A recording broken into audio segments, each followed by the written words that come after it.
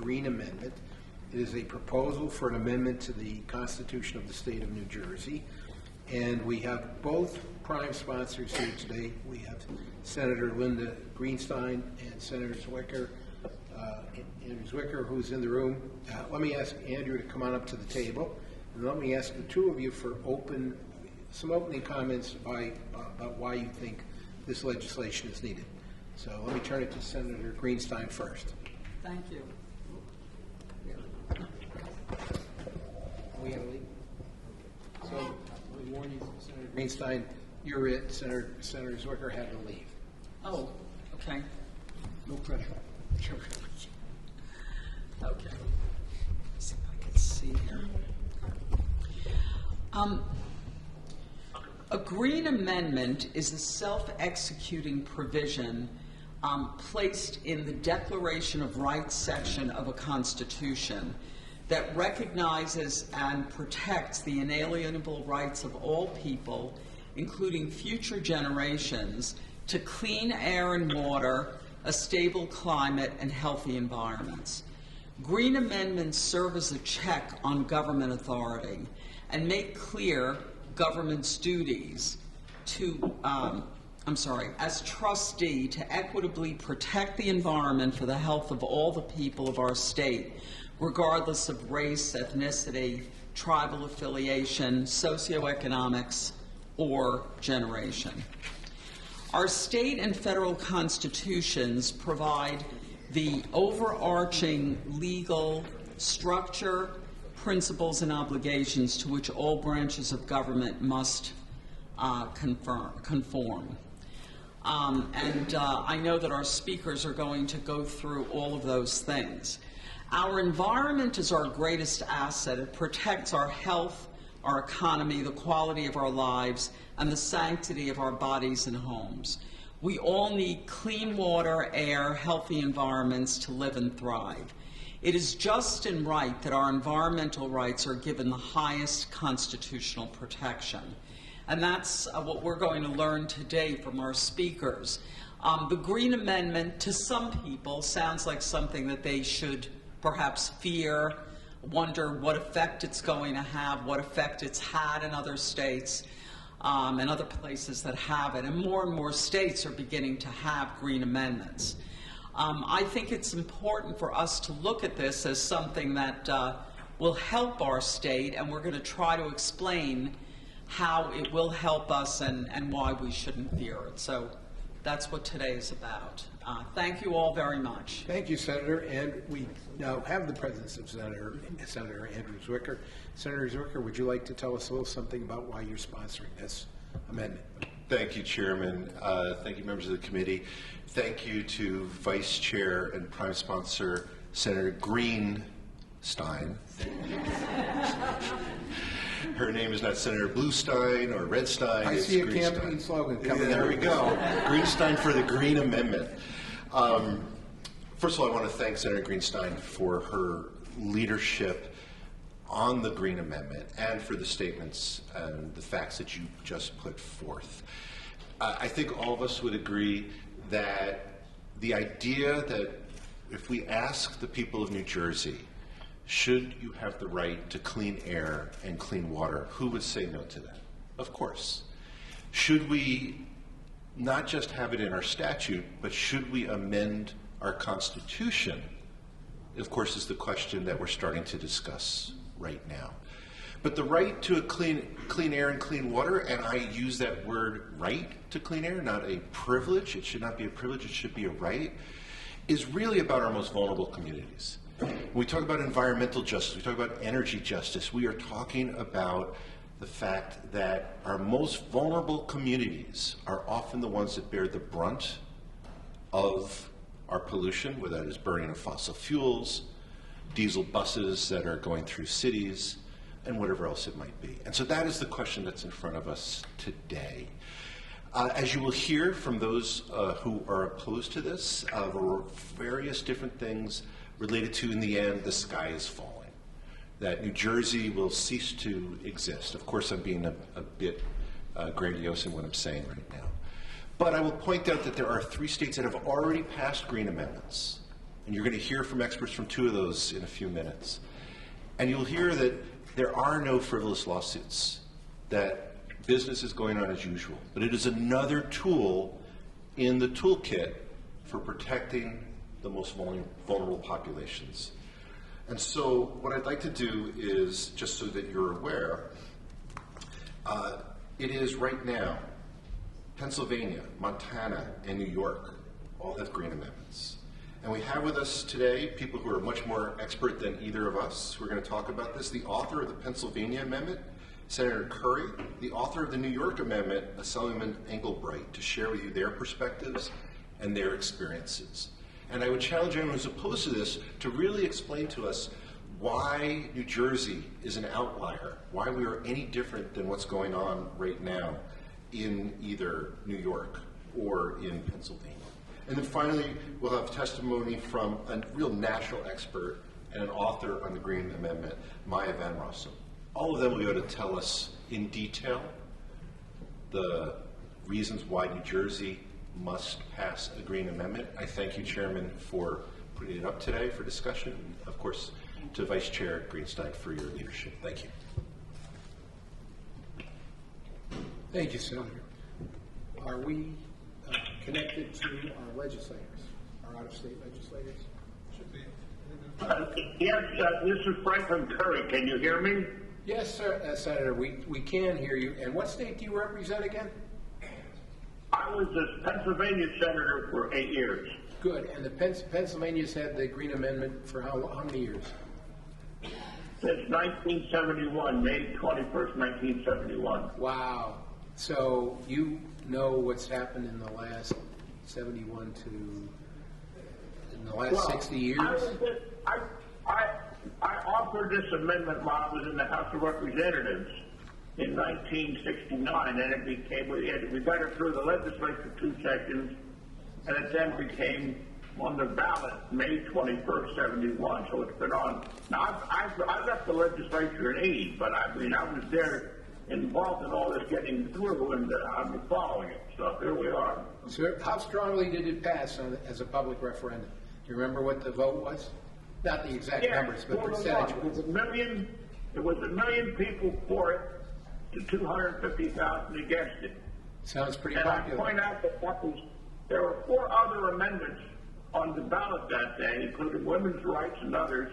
2 of them were rejected by the voters. Women's rights, and I say this carefully to my wife, only passed by 2 to 1. Only. So the kind of environmental protection was very strong in Pennsylvania that day. All right, Senator, if you can, tell us about, obviously your state has an extensive history with the Green Amendment. How's it worked out for Pennsylvania? Well, I think pretty well. It took a while to get there.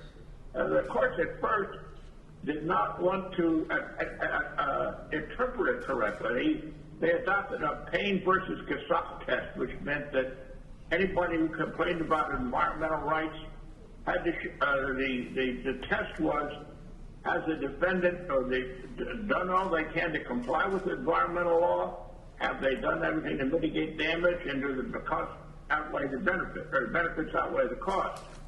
That was the law for 50 years in Pennsylvania. So the Supreme Court in 2013, in the famous case of Robinson Township, declared that illegal, or threw it out. They said the test is read the English language. Justice Castile, who was Ronald Castile, the Chief Justice, was very fed up with that. And he said, the courts have got to read the English language, and there's no reason we should go with the Payne versus Cassatt test. So since then, the law under this amendment has been very strong. There have been cases brought that have succeeded, not all of them, but I feel very good about it. So could you tell us about some of the cases that have occurred since the Chief Justice did the word by word interpretation? What kind of cases have you had? What kind of results? Well, the biggest one, of course, was Robinson Township case itself. That was with the case where the state had authorized the fracking companies to do their fracking anywhere in the state without regard to local township ordinances. You could come right up to somebody's house and do it. And they said that was unconstitutional. The county, the local zoning ordinances had to be observed. And so they reversed that portion of the fracking law. And that was a major step forward. There's another case I'm familiar with, is the legislature had voted to use money from the oil and gas fund, which was specifically directed towards environmental projects. The income from this can only be used for environmental projects. They wanted to put it in the general fund to avoid raising taxes. Well, that was declared unconstitutional. So that was a good, so the legislature has to abide by it too. And of course, there's a case of the Delaware River Basin Commission outlawed or used it to outlaw fracking in the portion of Pennsylvania that is in the Delaware River Basin. So those are three cases I'm familiar with and have all been upheld. Senator, first of all, we want to say thank you very much for giving of your time today and sharing your 60 years experience with the Green Amendment in Pennsylvania. Are there any questions from members of the committee? Before I go, can I just offer one other point there? Yeah, but by the way, we do have a question. We do have a question, if it's okay. Okay. Senator Greenstein, the prime sponsor, go ahead, ask a question. Do we want, the gentleman said he wanted to say something. You would rather the senator go first? Sure. I'm sorry. Senator, whatever your comments are, but stick around for a question. Go ahead. Well, I just wanted to say that the Widener Law School has a complete history of our amendment on the website. And if you go to the Widener Commonwealth Law School, Google that, and then go to Article 1, Section 27, Resources, you can get a complete history, legislative history, complete of chronological history of the amendment. It shows the interpretations, all the amendments. It also shows the speeches made in the floor of the House, and all that stuff is in that history. So I'd urge you to look at that if you want to get more history on Pennsylvania. Thank you, Senator. Senator Greenstein has a question for you. Thank you. Thank you, Senator, for joining us here today. It was very, very helpful indeed. You know, many years ago, I used to work with Ron Castile before he became Supreme Court Justice. I worked with him at the Philadelphia DA's office. I know he was sort of a conservative kind of guy and a very bright and thoughtful guy. And I wanted to ask you now, I believe, didn't he do his case around 2014, about 10 years ago? 2013. 2013. That was many years after the Green Amendment went into effect in Pennsylvania. You said that was around 1971. During those years in between, did much happen with the Green Amendment or not so much till Mr. Castile? Not so much because the court had used the Payne versus Cassatt test, which, as Castile pointed out, was not based on the constitutional language. So he threw that out.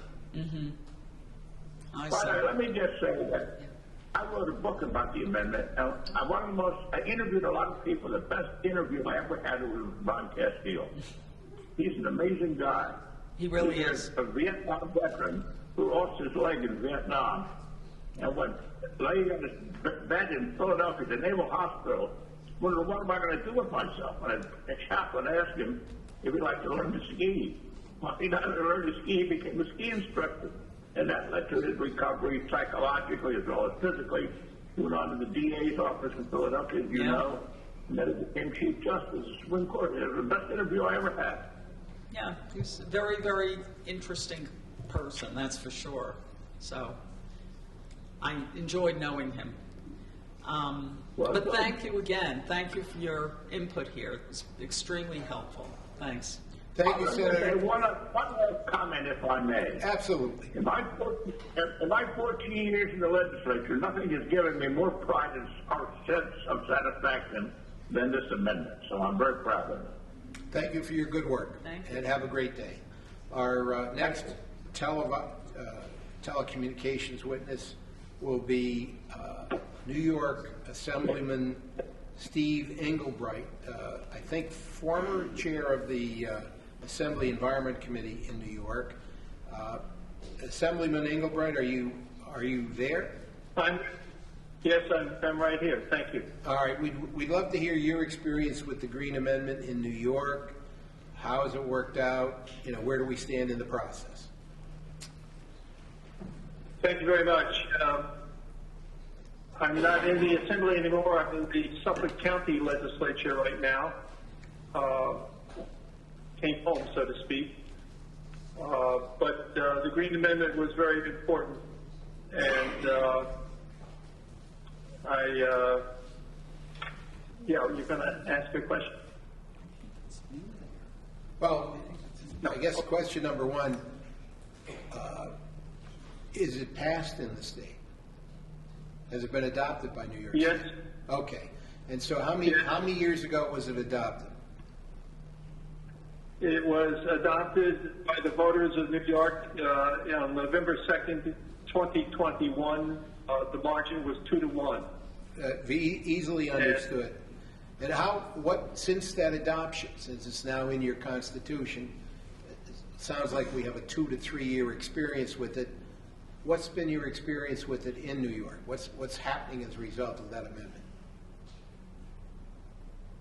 There have been some lawsuits. It has not been an avalanche by any means. That was one of the things that was predicted by those who opposed passage and who opposed placing this before the voters. None of the decisions have really been finalized yet. There are 2 decisions on lawsuits relating to a landfill in central New York in the Finger Lakes area that are still moving their way through the court.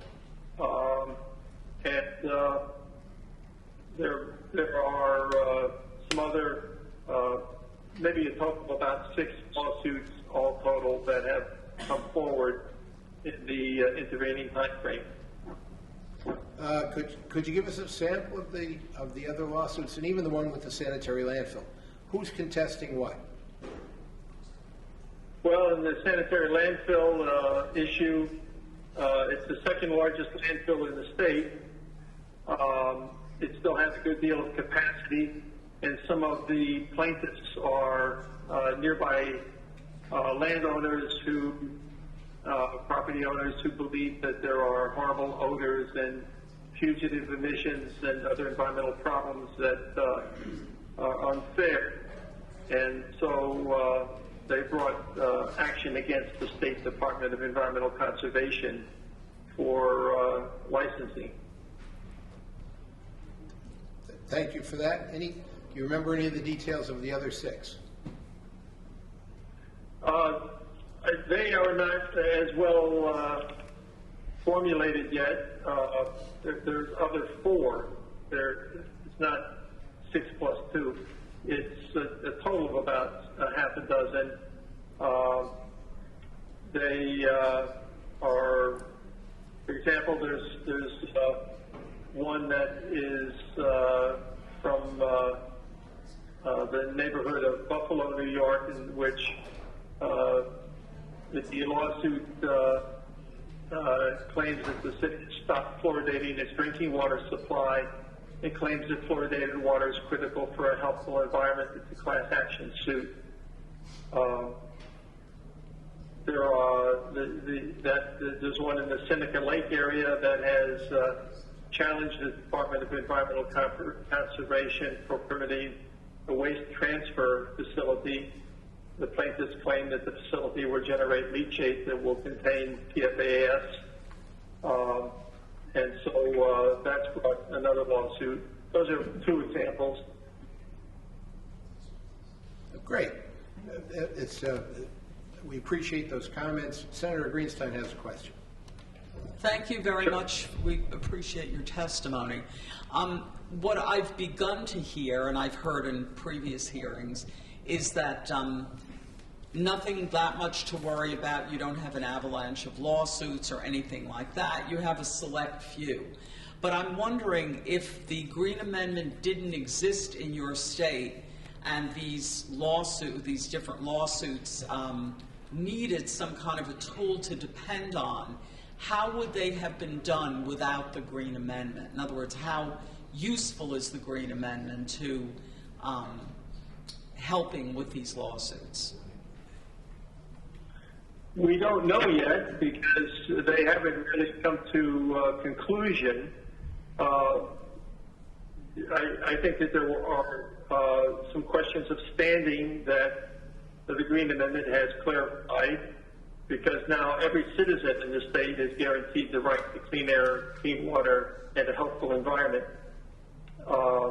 And sometimes standing has been an issue using pre-Green Amendment considerations on how to challenge decisions of state government. The main thing the amendment does is it assures citizens that they will not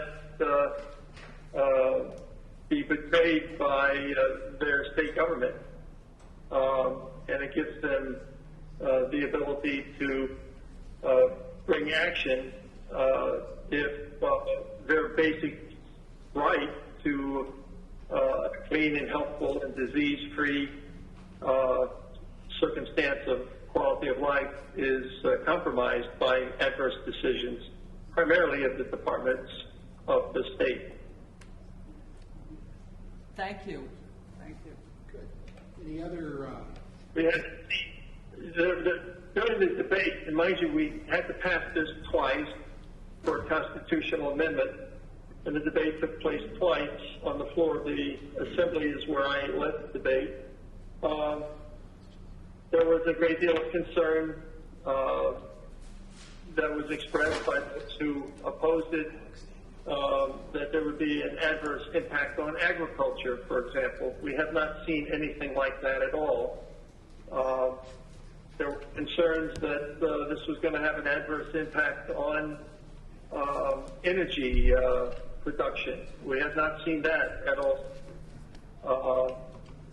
In fact, the sky is not falling, and all of the possibilities that the sky was going to fall that were part of the debate have basically not been something that has happened.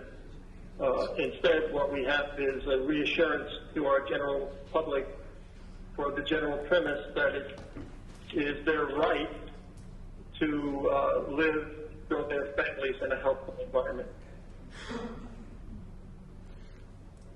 Thank you. Simon, we so much appreciate you giving your time to us today. New Jersey's trying to figure it out, and your comments are very helpful. I think there's no other questions from the committee, so thank you again for participating today. Most appreciated, and good luck in the Suffolk legislature.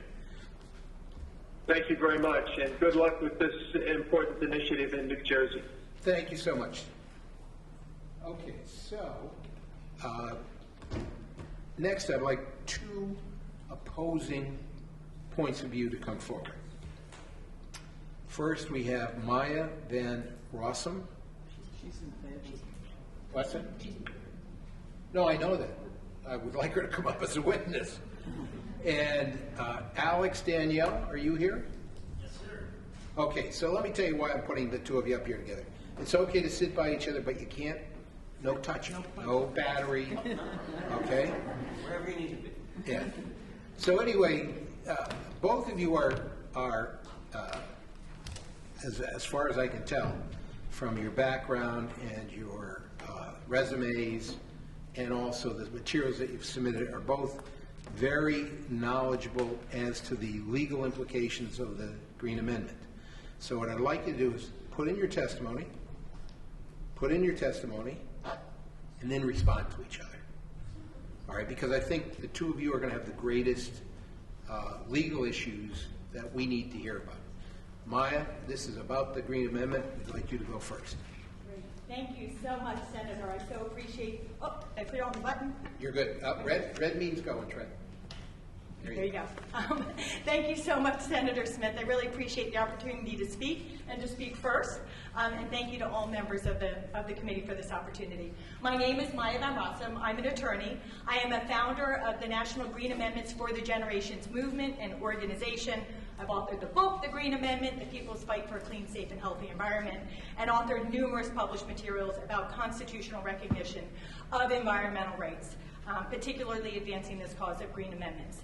At this point, as you've heard, just to reaffirm, there are 3 states that have green amendments: Pennsylvania, Montana, and most recently the state of New York. There are actually a lot of states that have constitutional amendments that talk about the environment, even talk about environmental rights, but they don't accomplish the same highest standing for the right to a clean, safe, and healthy environment that we get as a result of the passage of the Green Amendment, which places environmental rights on par with other fundamental rights like speech, religion, and property rights, for example. I want to reassure you that when it comes to the New Jersey Green Amendment, the goal of the Green Amendment is to protect the right of the people to a clean, safe, and healthy environment: water, air, soils, ecosystems, the climate. There is no subterfuge here. There's no ulterior motive. There's no industry or project or developer or development that anybody is seeking to go after. This is really about protecting present and future generations and the values we all get from a clean, safe, and healthy environment. In terms of the legal impact, by creating a constitutional right to a healthy environment, New Jersey will be putting in place the overarching legal obligation and guidance that will ensure that all New Jersey state government officials and local government officials prioritize environmental rights throughout the decision-making process, in the same way you prioritize those other fundamental freedoms, like speech and religion. The New Jersey Green Amendment will not set aside existing legislation and regulation that exists in the state. It will help strengthen it. It will guide its interpretation and its application, because now that existing legislation and regulation will be interpreted and applied through the lens of how do we utilize this existing legal authority to ensure we government officials are fulfilling our constitutional obligation to protect the environmental rights of the people. The amendment will strengthen environmental justice and efforts to address the climate crisis here in the state of New Jersey, because now both will in fact be a constitutional mandate. And it will help government officials provide needed environmental protections when the laws as written fail to do so, either because there's a loophole that's been intentionally written into a law, or because there's a gap, there's an absence of legislation and regulation that allows harm. For example, is what happened with regards to PFAS for so many years. And it will also allow government officials the legal strength and tool they need when the laws, as written and implemented, simply fail to protect environmental rights and ensure environmental justice for all communities. Sometimes the law as written, when we actually apply it, just doesn't get it right when it comes to ensuring critical environmental protections. And when that happens, the Green Amendment language is there for good government officials to turn to help address the problems that still remain. The language as written is appropriate. It is appropriately broad in its characteristic. The language, the choice of language, uses the same kinds of broad terminology that is used for other fundamental rights included in Article 1 of the New Jersey Constitution.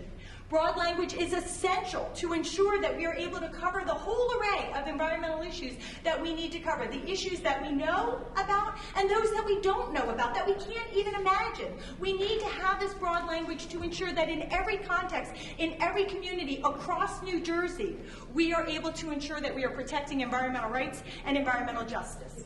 Terms like pure water and clean air are no more unclear or less understandable or definable than the right to unreasonable searches and seizures, the right to freely speak, for example, the prohibition on excessive bails and fines. These are terms that are found in Article 1 of the New Jersey Constitution. They, like the terms in the New Jersey Green Amendment, will require and do require additional definition. The way that definition happens is that good government officials in the legislative branch and the executive branch, through legislation, through regulation, through interpretation and implementation, seek to define these terms in different contexts. And when necessary, when appropriate, when necessary, the courts will get involved. But this is how we interpret the language in all of the fundamental rights in the New Jersey Constitution. Legislation, regulation, implementation, and when necessary, the courts. That's all we're asking for when it comes to environmental rights. I do want to highlight that the trustee language that's included in the New Jersey Green Amendment actually brings forth well-defined and understood legal obligations and principles that offers additional legal guidance. That's really helpful in the New Jersey Green Amendment and is similar to terminology that we actually see in Pennsylvania's amendment. With regards to lawsuits, we hear a lot about lawsuits. First and foremost, the goal of the Green Amendment is to avoid lawsuits, to get better government decision-making in order to avoid environmental harms and therefore avoid the need for litigation. But yes, when government acts in a way that violates the environmental rights of the people or of a community, when it violates environmental justice obligations or trustee obligations included in the Green Amendment language, the people will have a constitutional pathway to address the harm in the courts. The lawsuits that are brought will be to address government action. We're not talking about litigation between private parties. In the 3 states, Pennsylvania, Montana, and New York, that have Green Amendments, all of the legal actions that have been brought are to address serious issues of public concern: protecting drinking water, addressing hazardous air pollution, securing cleanup of supersaturated, long-ignored toxic sites, helping the government fully consider and address the climate crisis, protecting irreplaceable ecosystems before they're damaged, devastated, and lost. Notably, in the legal actions that have been brought forth, the plaintiffs are not just individuals or organizations. Very often, the plaintiffs themselves are municipal officials, are state government officials, legislators, the Attorney General, the Environmental Protection Agency officials. It's not just the people. And these government officials are utilizing the Green Amendment language out of court, but also in court, in order to help them do their job to better protect the environment and avoid critical harms to communities. There has been no flood of litigation, as you've heard from Senator Curry and Assemblyman Engelbright, and I can assure you also in the state of Montana, there has been no flood of litigation since the amendments in those states got legal life. In Pennsylvania, as you heard, that essentially began in 2013, and that was actually as a result of the Robinson Township Delaware Riverkeeper Network case. I'm also the Delaware Riverkeeper, so that was a legal action that I and my organization pursued with 7 municipalities. So we had legal life in Pennsylvania for about 11 years. In Montana, legal life to the amendment came around the year 2000. That was when the most significant Montana case came forth. Their amendment was passed in 72, the year after Pennsylvania's. And then again, in New York, we've had a Green Amendment for just over 2 years now. The number of lawsuits that are making it to the courts in all 3 states, when you look over these timeframes, 3 to 10 cases a year. In New York, specifically, we've had the amendment for 2 years. 6 cases were filed in court in 2022. 4 cases were filed in 2023. And then in 2024, we've had 1 case filed so far. So New York is proving that it's also in line with Pennsylvania and Montana. You've heard about the Pennsylvania and New York cases from the previous testifiers. We have an attorney here from New York, Yvonne Norman, who's going to give you a little bit more detail about some of those New York cases. If you have some questions about the Montana cases, I can speak to that during Q&A. I want to highlight that none of the cases have been dismissed as frivolous. So we do not see any frivolous litigation based on these constitutional claims. One of the things that we do here is we hear that these kinds of amendments are a giveaway to the courts, right? They're make work projects for lawyers, which I've just demonstrated they're not, but it's also a giveaway of power to the courts. And really the contrary is true. When we talk about passing a constitutional Green Amendment protecting the environmental rights of the people, we are embracing our U.S. system of democracy and laws by recognizing the appropriate role of the courts. There is nothing unusual about court interpretation of constitutional law or court intervention when it comes to environmental protection. Notably, in Pennsylvania and New York and Montana, we have not seen any of the justices in the courts or the courts themselves overstep their authority. We have not seen them have any trouble interpreting and applying constitutional Green Amendment language, and there's no reason to believe that the justices here in New Jersey would behave any differently. The legal remedies for a Green Amendment violation are not money damage payouts out of government coffers. It's about equitable remedies that cure the constitutional violation. A regulation on its face is resulting in a constitutional violation. That regulation perhaps has to be rescinded or amended, or a permit. For example, an existing law is not being enforced, resulting in devastating harm to the environmental rights of communities. Well, now that law has to be enforced. That's the kind of thing that we're seeing. I do want to highlight very quickly, just in closing, the Green Amendment proposal before you, right? This was put forth 5 years ago.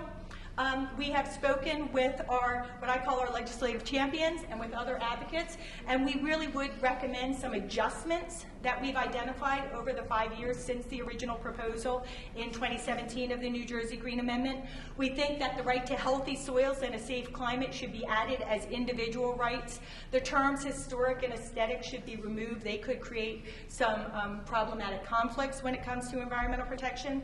The human health qualities of the environment we recommend be added, as well as an explicit environmental justice statement that saying the state shall protect these rights equitably for all people.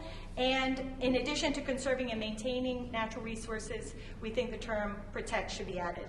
And just in very closing, I just want to say this is a really powerful opportunity to create an incredible legacy when it comes to environmental protection in New Jersey, but to also be a leader nationwide. New Jersey could be the 4th state in the nation, the 2nd state in the modern era, to add constitutional environmental rights to your state constitution, and be the 1st state in the nation where the Constitutional Green Amendment speaks directly to ensuring a safe climate for present and future generations.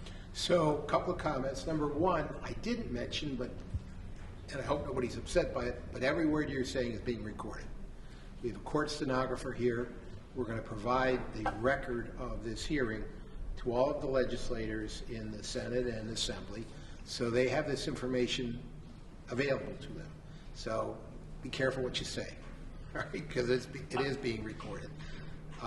Secondly, Maya, have you sent those proposed amendments to Senator Greenstein and Senator Zwicker? Yes, we have, through my colleague David Pringle, who works with us on the New Jersey Green Amendment. I believe we have shared. You might want to resend, Dave, because I'm not quite sure everybody has them, or maybe they got lost in the emails, but that's most appreciated. Don't go away. We're going to have a cage match shortly. Our next speaker is Alex Danielle, and as I understand it, Alex, you're from the New Jersey Civil Justice Institute. That is correct, Chairman. What is the New Jersey Civil Justice Institute? We are a nonprofit, nonpartisan organization that advocates for fairness, efficiency, and predictability in our civil justice system. The overall goal being to cut down the cost of litigation in the state, improve access to justice, and protect our judges' ability to function as judges. Okay. Now, just for the record, Alex and the New Jersey Civil Justice Institute presented us with a memorandum on their views of the Green Amendment. And by the way, based on that and what I've heard from Maya, I thought you two would be the perfect point-counterpoint. So, Alex, would you tell everybody your background and then tell us your side of the story? Well, I just want to start by saying I pity the poor fool who has to go after Maya. So, Say it again. I pity the poor fool who has to go after Maya. Well, you're not going after Maya. You're talking about concepts. In all seriousness, this SCR 43 on the surface sounds like well-meaning amendments to the New Jersey Constitution. It's very difficult for anyone to argue against them. Pure water, clean air, these are things that we expect for our children, obviously. Hit the red button. You want Was to turn on. yours off? Oh. All right, see if you can turn yours on. All right, then Maya can switch your microphone over you want me? Okay, so everybody can hear whatever it is. Taking it from the top. SCR 43 on the surface sounds and looks like a wonderful piece to our New Jersey Constitution. Clean air and clean water are things we all expect for our children, we want for ourselves, we want for future generations. But what NJCJI here today wants to speak to is the impact it'll have on our regulatory system here in the state, and our concern that it'll give rise to regulation by litigation. Our concern is that this amendment, in concert with the New Jersey Civil Rights Act, would upend our current system of regulation, whereby the legislature sets priorities and delegates authority to specialists in our agencies to develop the standards for implementing those priorities. But because this proposal ultimately places a burden on the state not to infringe through either action or inaction on, quite frankly, extraordinarily broad and undefined rights to environmental health, it places our courts in the position of acting as super policymakers. In our democracy, the legislature sets the priorities. When it comes to environmental rights, environmental justice, and the environment in general, our legislature sets forth what it thinks is most important, and it delegates the power to regulate in that area to specific agencies, agencies staffed by absolutely incredible and skilled experts and fantastic officials. However, using the New Jersey Civil Rights Act, our concern is that one litigant in this state, just one, with a judge who agrees with them, could unmake the priorities set by this legislature and overturn the standards created by boards of experts here in our agencies. You don't need me to explain to you today how regulations are made in New Jersey. For the benefit of the record, I'll give you a very quick summation. Legislature passes the law, directs an agency that there's a priority with respect to government, whether it's cleaning up our waters, ensuring that there are no more spills, whatever it is. That agency goes forward and through a regulatory process develops those standards. What is that process? That process is governed by the Administrative Procedures Act here in New Jersey. That act provides notice periods. That act provides comment periods, review periods. It gives stakeholders, it gives citizens, it gives organizations, associations, unions, employees, employers, anyone you can think of that might be impacted by regulation, opportunity to stand up and say, wait a minute, this might hurt me, or this is a great idea. The important thing is it brings people together, people impacted directly by regulations, to come to a consensus, to argue, to debate, and then experts draft a regulation that now governs human action in the state.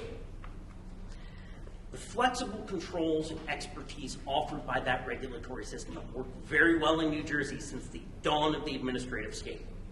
And since the dawn of the administrative state, our courts have said resoundingly, we're going to back off. You're the experts. You set the priorities. This is a democracy. We're going to give deference to when regulators come forward and put forth new rules. We assume they're reasonable. We assume they're valid. Courts have created a very narrow and circumscribed process for judging the validity of a regulation. It doesn't question the wisdom of legislators. It doesn't question the intelligence, the technical skills of the regulators who put forth those rules. It simply asks, is it legal? Did it comply with the Administrative Procedures Act?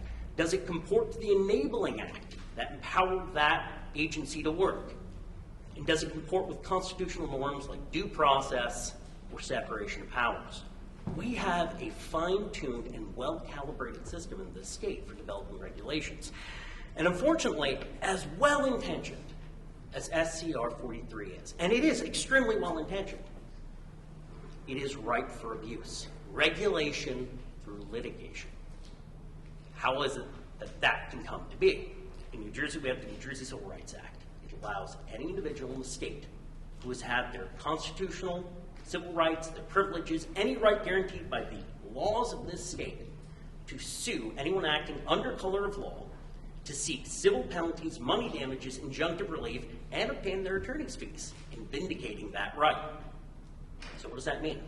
That means that a litigant in New Jersey that can connect government action to some infringement on their environmental rights, be it through action or inaction, can now get in between the people and their policymakers and act as a super policymaker.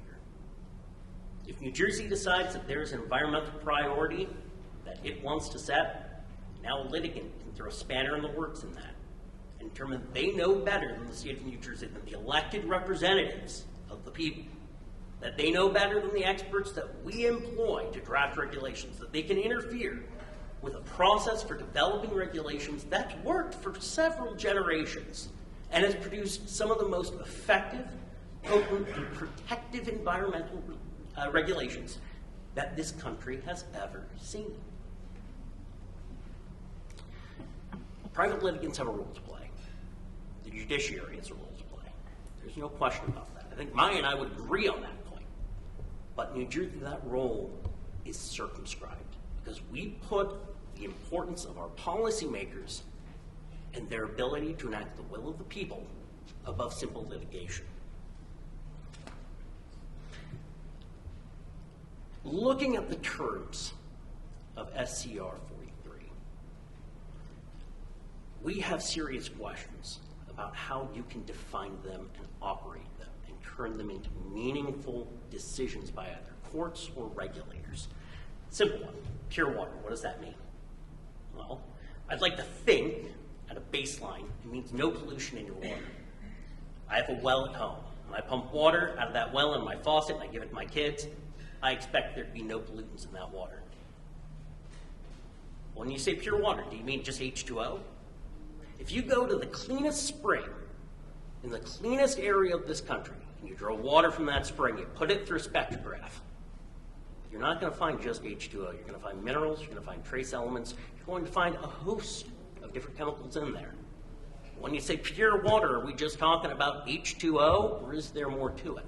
It's simultaneously overbroad and excessively narrow. So what do we do with those terms? Well, as a lawyer, I know what I would do. The Civil Rights Act here in New Jersey affords lawyers the ability to charge their fees to the losing party. We were told that this was all about injunctive relief. We don't live in a world where it's all about injunctive relief. We live in a world where litigants have agenda, where attorneys have agenda. And quite frankly, as a lawyer, I'm thrilled by the possibility that I can get my adversary to pay my bill. There is no better money than the other guy's money. As a taxpayer, as a homeowner, as a father, as someone who has to live in this state, however, I don't want interested litigants and their attorneys setting legislative priorities that the democratic system otherwise would set. And I don't want to be paying the state's coffers someone else's litigation costs. So, looking at the New Jersey Civil Rights Act, we assume that obtaining injunctive relief on these environmental rights could take multiple different forms. This piece of legislation says that New Jersey cannot infringe through action or inaction on the environmental rights of New Jersey citizens and residents. So what does that mean when New Jersey sets priority? New Jersey right now has prioritized offshore wind as the future of energy in this state. Undoubtedly, that is a noble endeavor. Unquestionably, that is important to a sustainable energy future in this state. But a litigant using the Green Amendment who is disturbed by the aesthetic impact it would have on the environment, who can tie that project to any harm to their environmental rights, can gum up the works. They can put a halt on this legislature, our governors, our government priorities, and there's not much we can do. We don't get to rely on the regulatory state to correct that issue anymore, because now this potentially has interposed litigants and judges in that process. We mentioned, or I'm sorry, no, it was mentioned that we haven't seen a wave of litigation that has impacted energy or the environment, that it's been reasonable, that it hasn't caused an overflow of frivolous litigation in our courts around the country. I direct this chamber to Held v. State of Montana. Very interesting case. Years ago, Montana decided that one of their priorities was energy production. And in the Montana Environmental Protection Act, they specifically said that in issuing permits, energy-related permits, regulators were not allowed to consider greenhouse gases. That was a priority that the voters, the people of Montana, set to their legislature. Up comes a lawsuit. All of a sudden, the judge is saying, no, sorry, I've decided that this Green Amendment trumps the will of Montana voters and their legislature. And now, when you consider energy permits, you have to consider greenhouse gases. Now, for environmentalists, I imagine that's a great result. Substitute petroleum energy for offshore wind, and you can see the same result here in New Jersey. Any interested party who can tie back government action to harm to the environment can suddenly disrupt the democratic process and prevent the people from setting their own priorities. Our goal here today, NJCJI's goal, isn't to raise alarm. It's not here to cast aspersions on the environmental movement.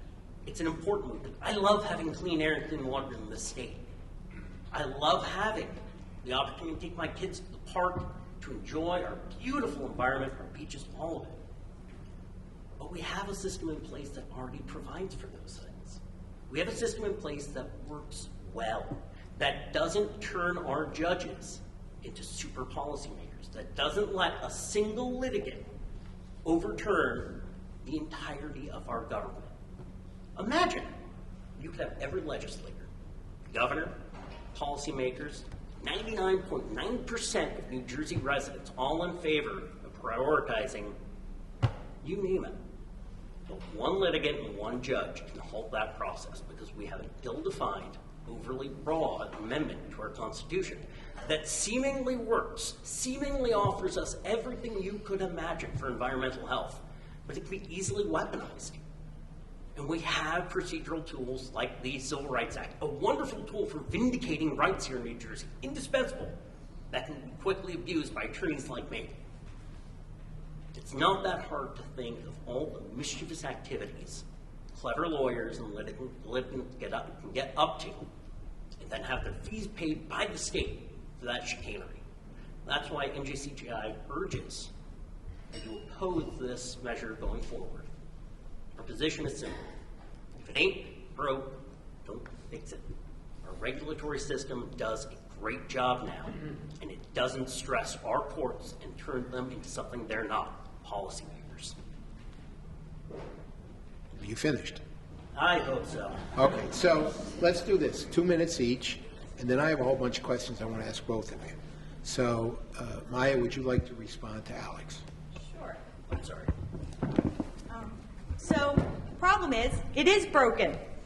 If you go across New Jersey, there are many, many communities, particularly frontline environmental justice communities, that are suffering devastating harm from hazardous contamination in the air, in the water, in their bodies. There are kids who are attending school in Camden whose capacity to learn is being harmed because of the exposure to neurotoxicants that are being allowed to be released into the air by industrial operations all around them under existing New Jersey state law. So it is broken. For many communities, it is broken, and it does need to be fixed. Now, the thing is this idea that, the legislators, it's all up to the legislators to decide. In the first instance, it's all about the legislators and the regulators. Actually, that's not true.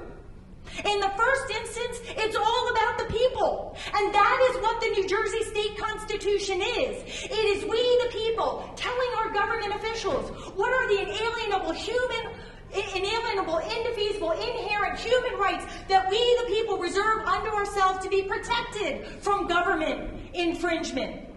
And now the people of New Jersey are asking you, as their government officials, to give them the opportunity to add environmental rights to the Declaration of Rights section of their state constitution. So the people of New Jersey can give the legislators of New Jersey the appropriate guidance on how to address environmental protection, environmental rights, and natural resources protection for present and future generations.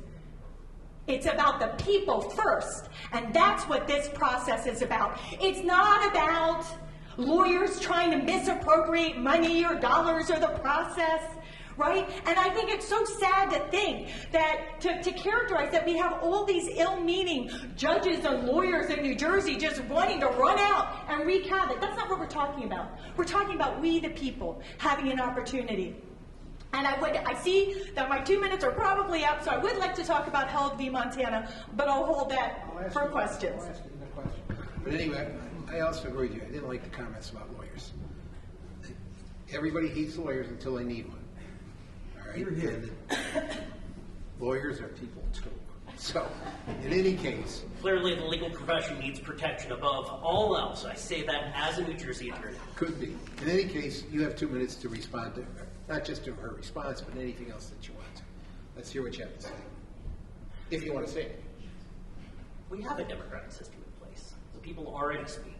We go to the voting booth, we put down who we want to be our leader. Sometimes we win, sometimes we lose, but that is the nature of the system.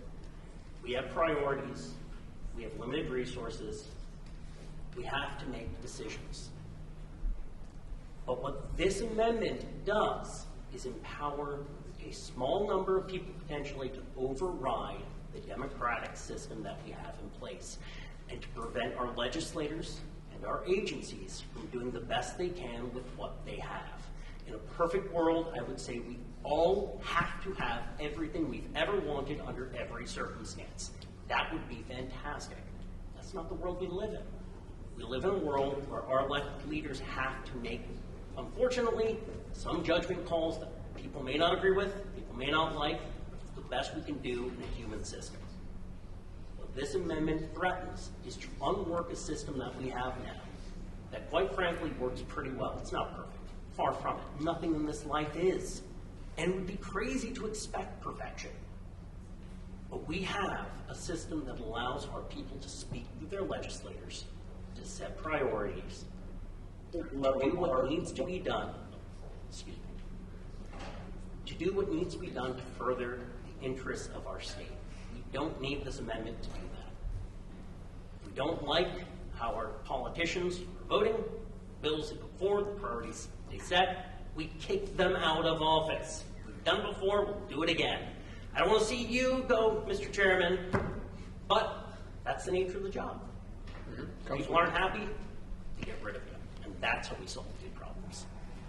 Okay, so I have a couple questions, and then I'm going to open up to anybody else who has a couple questions. We have at least 3 enormous environmental issues in the state of New Jersey. One of them is wind. All right, there is a claim that offshore wind mills are going to kill whales or birds, and that they will affect the aesthetics of the shore. If we had passed the Green Amendment last year, and it was part of our Constitution, would they be issues that would be litigatable under the Green Amendment?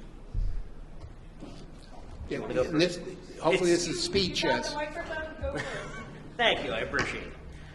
Under the New Jersey Civil Rights Act, you are allowed to bring a claim against the state for anything that harms your civil rights, your constitutional rights. Sounds like this amendment is a constitutional right and a civil right, and it enshrines your right to environmental health, the aesthetics, the qualities, the goodness and pureness of the environment. Absolutely, I could see lawyers It's litigatable. bringing this forward.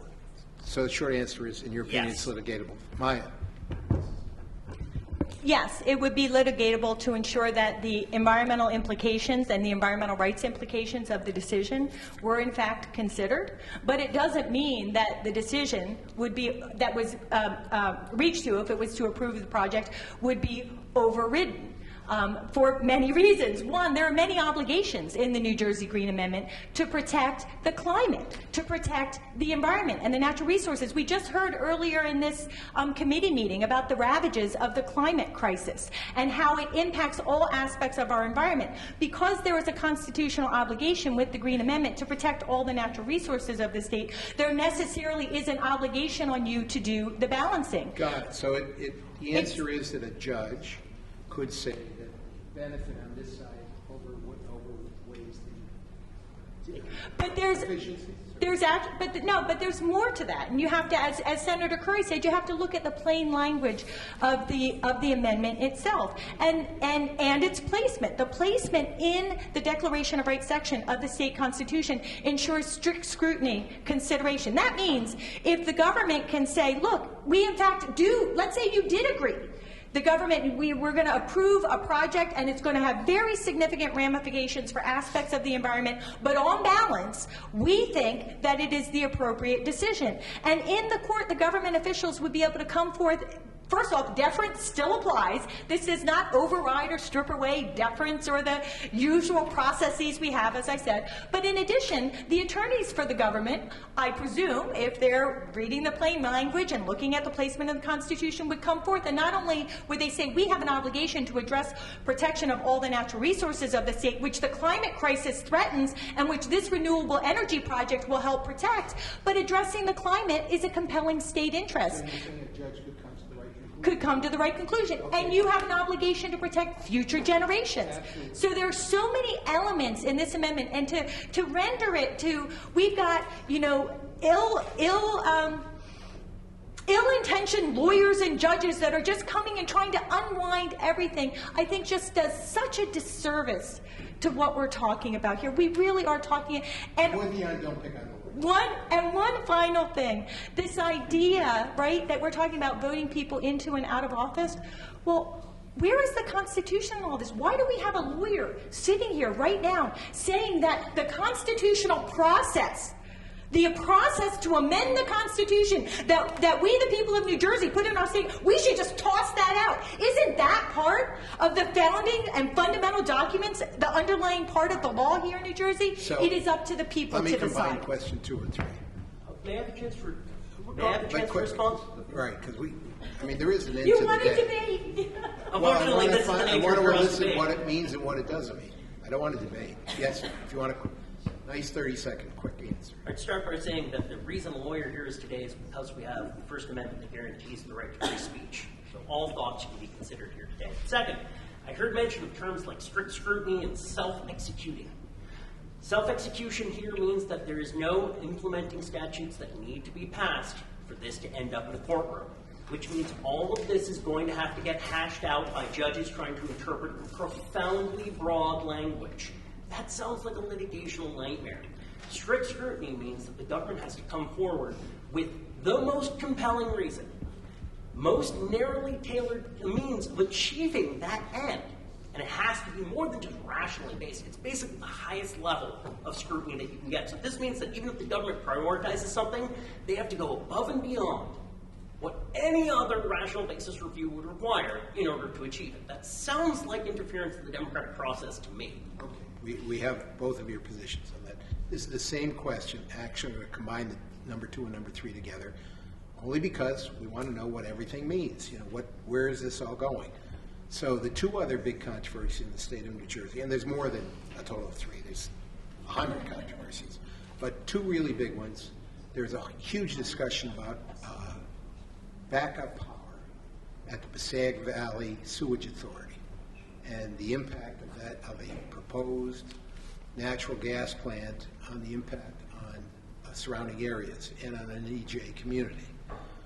Third controversy, the expansion of the turnpike. We're talking about, we've talked about quite seriously about adding additional lanes, and you know that when there's more lanes, well, I don't know if you know it, but my view of it is you add more lanes, you're going to get more traffic, and therefore more air pollution coming from it. Are they litigatable controversies under the proposed amendment? Anybody who wants to take it? And you can give me a short yes or no, if you want. Go first or should I? Oh, thank you. A lot of courtesy at that table. We're friends here. We both love the environment. Absolutely. Without question, would be litigatable. It's government action that touches upon the environment. Under the broad terms set in this amendment, as well as the New Jersey Civil Rights Act, you could see litigation come through to challenge it. Yes, you could see litigation come through to challenge it, and you could see how the Constitutional Green Amendment and the plain language included in the proposal before you would help guide in the first instance, the decision-making by the various regulatory agencies involved, ensuring that they are considering the environmental ramifications of the decision, cumulative impacts, generational impacts, as well as environmental justice considerations and the climate crisis. And then the Green Amendment, the plain language of the Green Amendment, if there was a legal challenge, would help guide the decision-making in the courts and help guide the judge's outcome. So, yes, there may be litigation. Litigation doesn't mean it's bad. Right. But the difference would be considered under And the truth is, for every single one of the issues that you've raised, and in truth, in pretty much every single case that's been raised in Pennsylvania, Montana, and New York, save like maybe 2, the legal actions would have been brought and were brought on other grounds, and they would have been brought anyway. The Green Amendment was brought forth either as an additional claim and or to help guide the interpretation and the application of the legislation and the regulation that was at play there. So it played a very helpful role in guiding the government action in the first instance, and then help guiding the final outcome in the courts.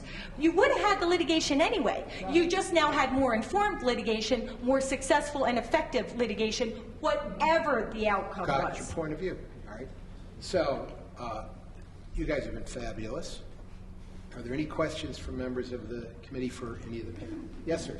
Senator McCann. Yeah, thank you, Chairman. And I'd like to and thank you both for that spirited discussion. I feel like we were watching, a debate as opposed to testimony, and you were both passionate and well-informed and made great points. My question, a little bit of comment, but it's directed at Ms. Van Ryzen. It'd be fair to say, having at least 14 years of experience in Pennsylvania, I guess, since that decision that the senator told us of and clarified what it meant, this isn't going to set up a neighbor suing the neighbor who took a couple trees down next door on the basis of the constitutional right. I mean, that's a fair statement, right? That's a very fair statement. And I'm coming from someone, by the way, that was the prime sponsor of the Green Amendment, in the Assembly. And so with the experience, a couple years in New York and Pennsylvania, we know that kind of thing, that some fear-mongering goes on, really is just not the experience, not going to happen. Correct? That's correct. All right. However, and this is ultimately my concern. What we're here, we every day say a little prayer for wisdom, and we're trying to do good things and not do any harm. In Europe, it takes X number of years, for a project to go forward. Whereas in the United States, it's maybe double that time. And it's mostly having to do with lawsuits in the courts. And it doesn't protect the places that you referenced so eloquently before, environmental justice communities. And what it does is it protects places that have people of means, access to lawyers, and the ability to litigate to stop things from happening. So I think that's a legitimate concern. It's the experience of this country, not specific to New Jersey, but the United States versus Europe, where it's different. How will this, if at all, impact that concern? The impact, the How concern will the about... Green Amendment, exacerbate that situation? I mean, those are the facts. So the Green Amendment's not going to exacerbate any current situation when it comes to litigation or lengthening litigation or the time for final determinations. First off, as I said, the Green Amendment has come to play as an additional claim and to offer additional guidance in how to interpret and or apply the other legislation and regulation that may be at issue in a case, right? So we still have those legal actions ongoing, but actually the amendment comes to bear to provide helpful information. In addition, the amendment helps ensure that before we even get to litigation, while we're in the decision-making process, we are considering the full array of environmental impacts. We are considering the environmental justice ramifications and the generational ramifications, so that by the time, if there were a legal challenge to the government action or decision, government can actually come forth and say, here's how we considered the cumulative impacts, the environmental impacts, the constitutional obligations, and they will actually have a more considered and more fulsome ability to explain the rationale behind their decision. So it actually ultimately strengthens the governmental position. And I would like to say, of all the cases that have come forth, again, you know, we've seen dozens of cases at this point over the decade. We've seen 3 to 10 years. So we've seen a couple dozen in Pennsylvania and in Montana, and now we're seeing about a dozen in New York State. We are not seeing a lengthening of that litigation or that decision-making process. And we are avoiding some bad outcomes, too. I can point to several decisions where we actually had a better outcome that avoided the litigation that was going to happen, but for the more informed decision based on the amendment.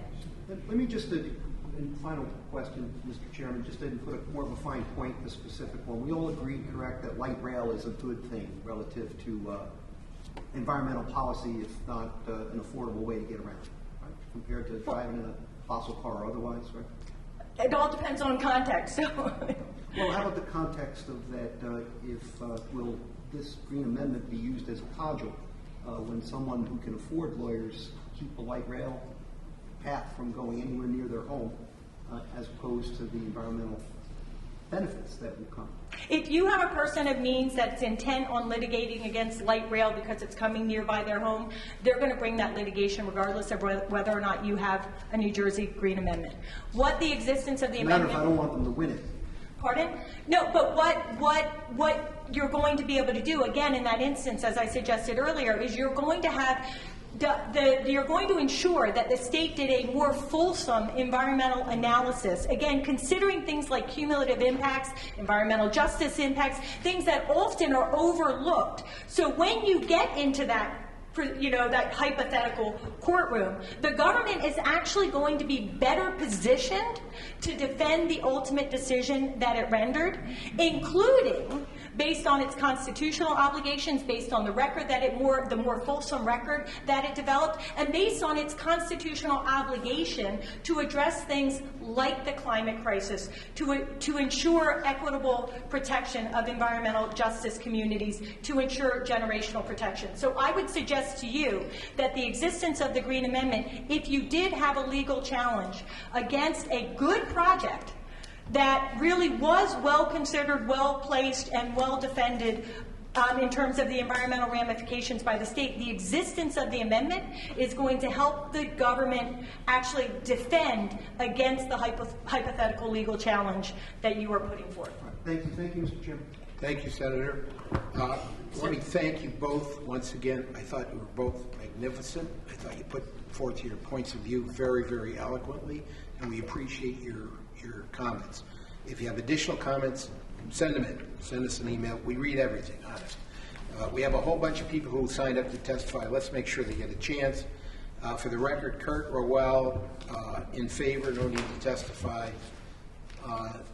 Donna Marino, in favor, no need to testify. Mamansa Kumar, in favor, no need to testify. Ida Vasello, in favor, no need to testify. Donna Morgan, in favor, no need to testify. Charles, I think it's Shapiro, in favor, no need to testify. Katie Perone, New Jersey League of Conservation Voters, in favor, no need to testify. Alex Daniel already testified, he was on the panel, and Maya Van Rossum, just in favor, no need, she's already testified. So people who haven't testified and who want to testify, I'd ask you that if you have a new point, please focus on that, and that brevity is the soul of wit. It is now 1:45, I think. Does that sound about right? No, it's 2:45. 2:45. It just goes so fast. Elif Khan, Environmental Education Fund, in favor. Mr. Do I have that right? It looks like C-A-N-N. All right. Denise Saunders, in favor. Denise, are you here? Janine Bauer, attorney. Janine, in favor. Janine, are you here? I'm here. Would you like to say something?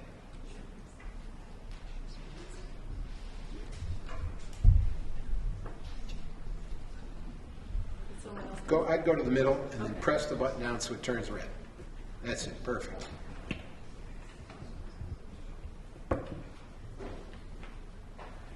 You know, in Henry VI, Shakespeare well, the actor was quoted as saying, first kill all the lawyers, because lawyers are very effective at maintaining civil and social order, and that's what the actor was trying to do, was trying to undermine the civil and social order in that play, and that's why he said first kill all the lawyers. And Mao repeated that comment many times. I didn't realize I would be defending my profession here, but unfortunately, or fortunately, I've been at it for 40 years.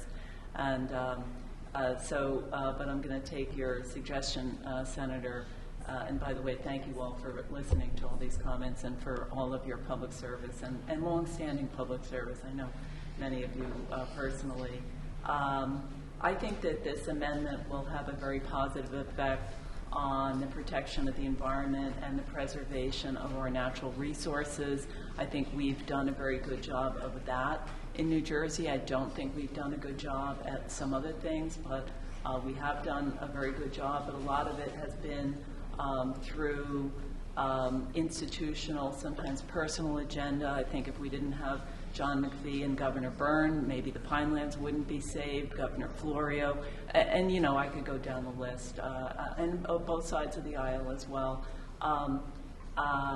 But not only the preservation of our environment and natural resources, but also the built environment that is already served by transportation, water, sewer infrastructure. I was very happy to hear Senator McKeon talk about light rail and for you to talk about the turnpike widening, because that's one of the things that we really need to do in New Jersey, and I think that that's actually one of the aspects of the Green Amendment that would really be assisted, because there really is no law, there's not even a state plan that has teeth that will help direct our resources and our investment to places where it's not only most efficient and for the most part most resilient, but that's best for the environment. I think the positive effect will first be felt in planning. I'm a little surprised that I don't think the word planning even came up today because we're so focused on litigation. I think it will help with forward planning by the state, the counties, even though they have a more limited role in New Jersey, and hopefully by municipalities.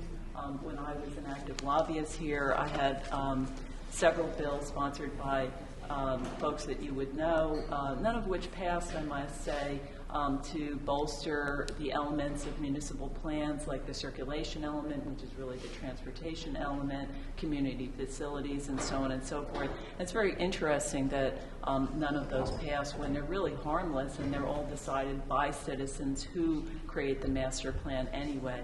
So I think the Green Amendment will help with forward planning from the state level all the way down.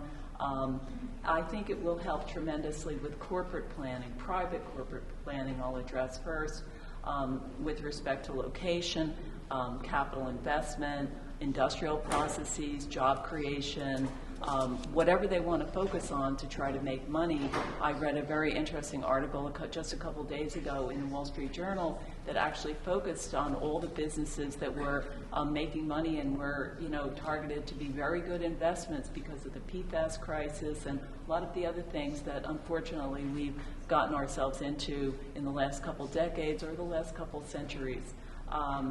New Jersey has always been a home to innovation, and I think that this will be perfect together, if I could use a phrase from the 80s, the Green Amendment, as well as innovation, invention, and creativity. I think that the Green Amendment will help with environmental justice, and especially the focus, and I have seen some of it so far happen voluntarily with the Dodge Foundation and Fund for New Jersey, but I think it'll help the nonprofit sector, the charitable sector, private foundations in their distribution of aid and their focus. There's a tremendous amount of philanthropy that happens in New Jersey, not only on the corporate level, but we have a lot of very affluent individuals who, when they pass, they create a foundation, and those foundations drive policy a lot of times. They even drive legislation. So I think the Green Amendment will help focus those kind of endeavors. And I especially think that public utilities, including investor-owned utilities, as well as regional, county, and local public authorities, whether they be sewage, water, whatever they are, even municipal electric, which is mostly pass-through now. I think they really need to take a step back and figure out what they're going to do about climate change, and I think this is the kind of thing that will help them say to themselves, people in New Jersey have a right to clean air. We need to think about that now in our corporate planning and how we're going to not violate that right, but in fact advance that right. So I think there's so many things, and then you get to the darker side, which is remediation of pollution, which is progressing. That's mostly where I spend my days, but it's progressing very slowly. It's awkward, the idea of the Spill Act, writing tickets and going to municipal court. Like I have a case now that's 4 years in municipal court. That wasn't maybe such a hot idea, but nevertheless, I think what really is going to happen, in addition to what Maya Van Rossum said, which is, at least in the first decade, I see litigation happening as it happens anyway, and lawyers will just add this as an additional count to the complaint. So not only will there be no flood of litigation, but it's going to take a while to come into its own. Cases not only take a while to get to the Supreme Court anyway. I don't think the appellate division is going to get out very far in front on the Green Amendment. It's going to take an appropriate, worthy case for the justices to weigh in. I have a lot of confidence in the Supreme Court. I was a Supreme Court law clerk, and I think they take things in a very, very considered fashion. So I'm not worried about them being, policy advocates and all that kind of thing. And finally, it's going to function a gap-filling role, and I think that is the principal legal comment that I want to make today. I really must say I completely disagree with Alex that we have this administrative state that's efficient and effective. We do not. We have a lot of very well-considered people who work very hard to do what they have to do, but they're constrained by the fact that they only have what they have in front of them. And therefore there are gaps, and that's why there's litigation. Most litigation is because two lawyers get together, two clients, and then they hire lawyers, get together, and they have a different interpretation usually of the same exact facts, the same exact litigation, or the same exact law rather, and so on and so forth, which does not answer the question. If it answered the question, there wouldn't be litigation, it would be more clear, and therefore somebody has to decide it. And if there's not an arbitration clause, it's going to be a judge, or it's going to be a private mediator, or whatever. And that's why we needed that branch. It's just a necessity to have a judicial branch. But I just want to, especially because of the remediation I do, and I'm involved in a case, for instance, right now with Solvay. I'm not going to pick on Solvay, but I only bring it up because since it already has a settlement with DEP, the facts are well known. Solvay was putting hundreds of thousands of pounds of PFAS emitting into the air and water for decades, poisoning the wells of people, poisoning the Delaware River, and so on and so forth. And, DEP kept criticizing their models, criticizing their air dispersion model, so on and so on and so forth. But essentially, there was no way to stop it. Or get them to, back off, or, do all the things that they've done now, like substitute a different surfactant. So we need help. This is a help. It's not the be-all and end-all, but it's going to be a huge difference to say that people have this right. It's really just a complete turnaround from what we have now, which is the statutes that you all passed, which are very good, and then the administrative state. To turn around and put it in the Constitution and say, people have this right, and it's an enforceable, self-executing right. It's just a game changer. Appreciate your comments. Thank you. So I have 4 names on the same form. I guess that means they would like to come up together. Ed Waters, Mike Egerton, Tony Russo, and Ray Cantor, representatives of CCNJ, NJSCC, NJCIA, and NJBIA. All in opposition. We will not be debating each other. I don't think so. Maybe else. Who would like to take one? Go ahead. I'll start. So thank you, members of the committee, Mr. Chairman, Senator Greenstein, sponsor. My name is Ray Cantor. I'm with the New Jersey Business and Industry Association, and we are here today to oppose this resolution, this constitutional amendment. I already sent in written testimony, so I'm going to try and summarize and perhaps bring up some new points.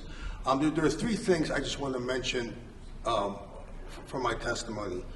One, environmental policy is complicated. It requires compromise. It requires trade-offs.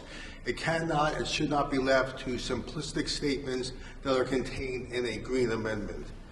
This amendment, if passed as well, would be an abdication of your role as policymakers, giving up your responsibility to set those parameters, to make those compromises, and giving it over to a judge to decide. And thirdly, this amendment is going to have unintended or perhaps intended consequences that we all can't foresee at this point. And anyone who sits here and tells you to look at Montana or Pennsylvania or New York and their limited experience and tell you what or how a court is going to act or what those consequences will be is simply either naive or being disingenuous. We really don't know.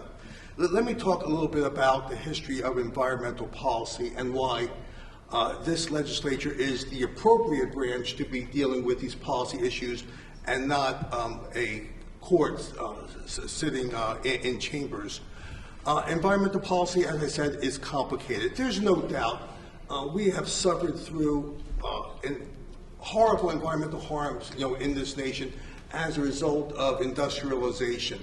It wasn't until the late 60s, early 70s that we finally took note of all the harm, the Ohio River catching fire, people dying in California through smog, New Jersey having more Superfund sites than ever before. We had a horrible environmental past as we grew as a society and industrialized. But we took action. We passed the Clean Air Act. We passed the Clean Water Act. We passed a series of laws to protect our lands and waters and public health. But when we did those things, we also realized we couldn't just say, we want pure water. The Clean Water Act that was passed, for instance, has an aspirational goal of no more discharges into our water. But I realize that's not realistic. We must discharge, into our water, given existing technologies and the fact that, by the way, humans, exist. Humans are the cause of all the pollution that we do. Our goal is to limit that pollution. So what the Clean Water Act did was it says our goal is no more discharges, but we realize we need to have discharges, so we're going to set limits.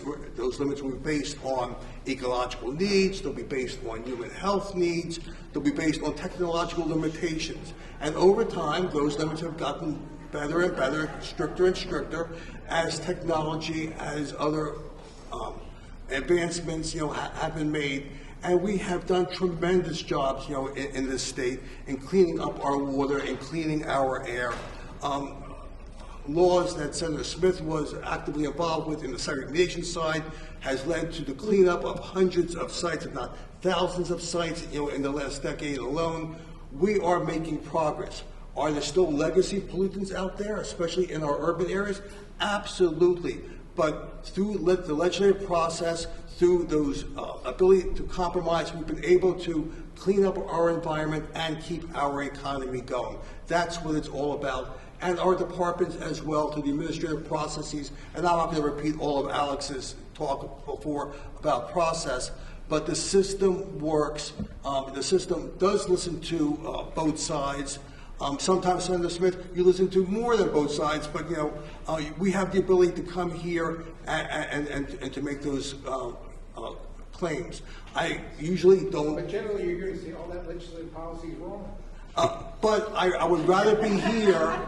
I would rather be here in this body arguing or making the case before you than having to hire a lawyer and going to a court, which I may not even be able to afford, which I may not be able to get to, and having to deal with an unelected judge who's going to be making those decisions for us. If we don't like the policies that are coming from the legislature, we have the ability to engage in the political process and vote in new legislators who we hope will do that. If the public keeps putting back in legislators who I don't like, it's the public's choice. That's how democracy works. That's how our constitutional system does work. On the issue of unintended consequences, and Senator Smith, your questions, I think Senator McKeon's questions as well, we're right on point. There is not a single project, a single development, at least on a major sense, that is not going to be challenged, and the more likely outcome, it's going to be denied. When I heard the sponsor of the Green Amendment in Pennsylvania talk about the one law where the court then overturned the legislative enactment because that was going to allow fracking companies to ignore local ordinances and be able to frack. It just reminded me of a similar law passed in this body about a year ago where because we wanted wind to be developed, you allowed the wind companies to ignore local ordinances and be able to put in their windmills. I could see the similar things happening here. We're not going to see windmills. We're not going to see food processing facilities. We're not going to see major developments come. Who is going to even invest money in a system where it's going to be dragged out by more litigation? And I totally disagree that this is not going to result in longer delays in the process. And to your point, Senator McKeon, you're more likely to lose. Or you don't know if you're going to win or not. Who's going to put their money up? Who's going to invest in New Jersey when you know there is a vague constitutional amendment given to the courts that could override every statute, every regulatory requirement? That provision that Maya talked about, the loophole in the legislation, that's not a loophole. That's a policy choice by our legislators, who looked at all sides and made a compromise to balance interests and to come to the right conclusion. So again, I could go on and on. We don't know what this is going to do, but we do know it's going to impact probably every major development that we want or don't want, depending on what side you are. But it takes power away from the legislature inappropriately. It gives it to judges who cannot, who are not qualified to make these policy choices and these balances. There's no saying what a judge is going to do in any particular case. And New Jersey is not Pennsylvania. New Jersey is not Montana. We don't know what's going to happen. As flawed as our democratic system is, I trust our democratic system to make the right choices rather than judges who are not prepared to deal with these type of very complicated issues. Thank you very much. Okay, well, good afternoon, Mr. Chairman and members of the committee. Again, Tony Russo with the Commerce and Industry Association of New Jersey. We represent about 900 companies from large to small and from every sector. And I'm not an attorney, Mr. Chairman, but I'll give you the business reasons why this amendment could really cause some harm. Businesses don't like uncertainty, and businesses don't like lawsuits, because lawsuits are costly and they're timely. And what we've learned in the last 2 hours is there's still a lot of uncertainty.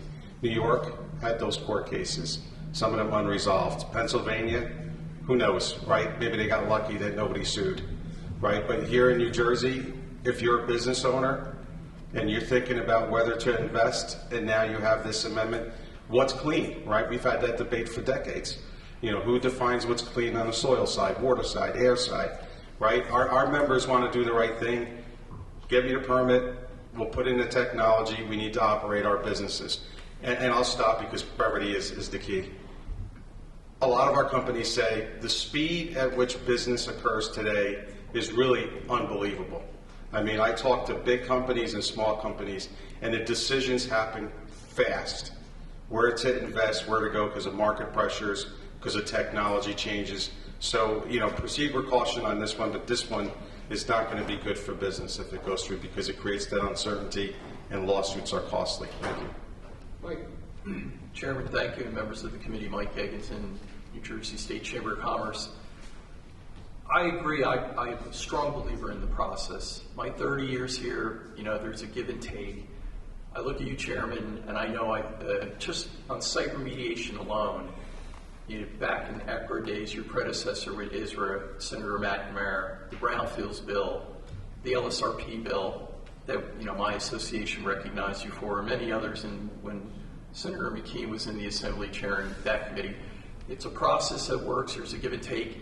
You're probably one of the only legislators in the Senate, probably in the legislature, that has the stakeholder process. You put me in charge of the public access along with Sarah Bloom when she was at NJBIA, and we had two fine representatives from the environmental community. We had a lot of give and take, and we took it in. We came to you and said, this is what will work, this is what won't work. It's a process that does work, and I guess it was said here today, why you're fixing something that's not necessarily broken. And you've had agency representatives come in when we felt it went above legislative intent. My colleagues are right. We don't want to put that in the judicial process and this tends to be a litigious state. We don't want to open up, frivolous lawsuits. We'd rather have the legislature work with us. And stakeholders is everyone. It's everyone in this room. It's not just representatives of the business community. And I will say this, and I know brevity at this late in the day is appreciated. I get nervous at our founding fathers with our Constitution. It is, it's a special document. Don't like opening it up. I always feel that you start tampering with that, everybody's going to come out of the woodwork and want to put their thing in the Constitution. The only time I believe in my association allowed a change and supported was as you all grapple with the budget and the finances of the state and trying to do the right thing. We had supported two constitutional amendments because it's diversion of money. And that was the Transportation Trust Fund, which I was upstairs talking in the Assembly earlier today, because that money never made it to the end and got diverted. And then our employers pay payroll taxes, the Unemployment Insurance Fund. And then we saw what happened in the pandemic, how that got depleted. Same thing, it got diverted. It's kind of a sad state that we had to pass a constitutional amendment and say, no, Trenton, do not take the money. Back when Governor McGreevey was in office, they diverted the unemployment insurance money to pay for charity care, which damaged the unemployment insurance, fund, and we had to, raise the payroll tax to supplement that. One last thought. I remember one time being at a social event, and Jeff Tittle, when he was at Sierra Club, was complaining about the Clean Energy Fund and how that got raided and diverted. I said, why don't you do what we do? Ask that the money be protected, pass a constitutional amendment, and protect that money, make sure it goes to its intended purposes. That is the only time that my association said, yes, that's the right thing to do. Because if we're going to go back to our members and say, we're raising your payroll tax, or raising this fee or whatever, it's less painful for me to sell that if I say that money is going to go towards its intended purpose. So I believe in the process. I think it works. You win some, you lose some, but it's the process that we have, and it's the best that we have here in the United States. And I would really respectfully ask you to really reconsider this. Thank you, Chairman. Good afternoon, Mr. Chairman, members of the committee. Ed Waters, Senior Director of Government Affairs for the Chemistry Council of New Jersey. And I don't want to speak for everyone up here, but I know our members tell us that there is not a lack of environmental protection law or regulation in the state of New Jersey. And it's something that, you folks have done a great job, with protecting and making sure that you're covering all aspects of the environment here in New Jersey. I wanted to talk about a couple things I heard in previous testimony. One thing that really concerned me was that if a industrial facility is properly permitted for discharges, whether they be air or water discharges, I believe in previous testimony that company could be sued under this thing, and even though they're complying with the law of the state of New Jersey. Was that correct? Did I hear that correct? I don't remember that one. Okay. All right, we're talking about hypotheticals of the future, like the Turnpike, the Sag Valley, and wind. I don't remember the other stuff that you say. Okay, but that would be a concern for us. Well, that would be dependent on how the amendment is written. Yeah, and then the other piece of it is what happens many times if the department is understaffed.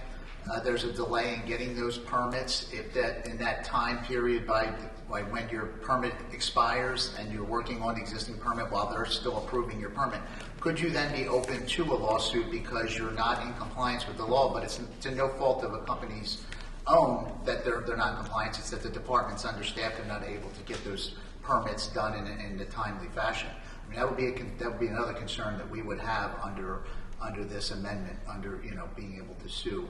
So just two things I wanted to point out that could be concerning from an industry standpoint. Another thing is, it's my understanding, and correct me if I'm wrong, that the three states that were mentioned, New York, Montana, and PA, are all have initiative and referendum in their law, which gives people the ability to supersede the legislature, unlike New Jersey, which has been against that for many years because we trust the legislative process. You folks are always out there doing the right thing.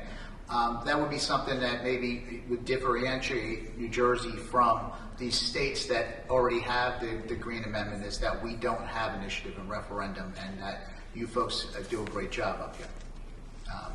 That's it. That's all I have. Senator, can I just add one thing in response to what I just said about permitting? In any major facility or most facilities that have air or water discharge permits, those permits are up every 5 years, and that is governmental action. So when they come back up for renewal, or this amendment would allow anyone to be able to sue and challenge that permit based on the fact that it may not lead to pure water or to clean air or whatever other statement that is in here. So every permanent facility right now, its renewal is going to be up in jeopardy. And I can think of any number of facilities where I know folks don't like, and I'm sure when their permits come up, they would be challenged if this amendment were in effect. Right now, you can argue we've met our regulatory and statutory burdens. Under this, there's a whole new set of unknown standards that a judge may apply. Any other comments, gentlemen? Thank you for coming. So, Ms. Moore, I think.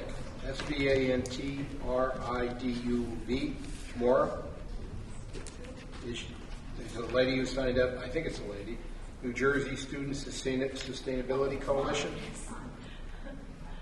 And I apologize, I couldn't tell how to say your first name. I'll say my name. Go ahead. In favor. Good afternoon. My name is Svantriduv Mura, and I'm a high school senior at New York Academy, and I live in West Orange. I'm also the high school co-chair of the New Jersey Student Sustainability Coalition. I've been campaigning for a New Jersey Green Amendment since my freshman year, because I think enshrinement of our environmental rights in the Constitution is a vital part of tackling our current environmental crisis. A few months before I learned about the Green Amendment, my dad also got COVID. Now, 4 years later, he's still sick. Previously totally healthy, middle-aged person, COVID gave him COPD and seems to age him a few years in just a few months. Suddenly, his lungs were so much more vulnerable, and so in the years since, as I've learned more working on the Green Amendment, I've also learned more about how intimately our environments can impact the people we love. This past summer, like many of you, I watched with fascination and horror as the sky turned orange with smoke traveling all the way from Canada from wildfires that are a symptom of a climate crisis we've all contributed to. At school, it was just a mild inconvenience. I wore a mask. Some parts of the building with poor ventilation were closed off. But in his apartment, my dad struggled to breathe. He couldn't go to work, he couldn't go about his life, and we were lucky that we had an air purifier, but that did very little when we put that in his apartment. As it stands, individual people can't really do anything when the air isn't breathable.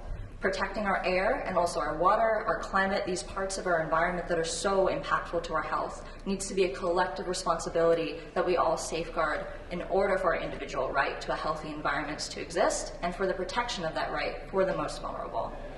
I'm here to represent the youth because the Green Amendment protects future generations. In Montana, we've already seen young people use the Green Amendment to defend our collective futures.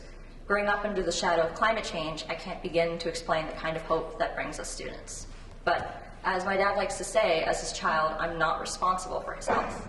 The climate crisis is already hurting people today. Other kinds of pollution are hurting people today. And those of us you refer to as future generations can't solve that. These abstract concepts of a stable climate, pure air, and clean water have real meaning and real people's abilities to live their lives and work in New Jersey, and it's the responsibility of those in power to take action now and give voters the opportunity to choose a green amendment, a tool to protect the rights we deserve. Many of us are fortunate enough not to have to think about environmental health, and so we take it for granted. We think of pollution as impacting them, not us, of climate change as far away. But all of us need to breathe, and you never know when an infringement on our health or our environment will suddenly be impacting you or the ones you love. That's why we need a green amendment, to recognize that we all need and deserve clean air, pure water, a stable climate, and a healthy environment, all of the time. In the decades I hope to have left of my life, it's a green amendment that I think will make the long-term changes to our laws, our policies, and our culture that we need for a healthy future. Thank you. Thank you for your comments. Eric DeJezra, Fuel Merchants Association of New Jersey, in opposition.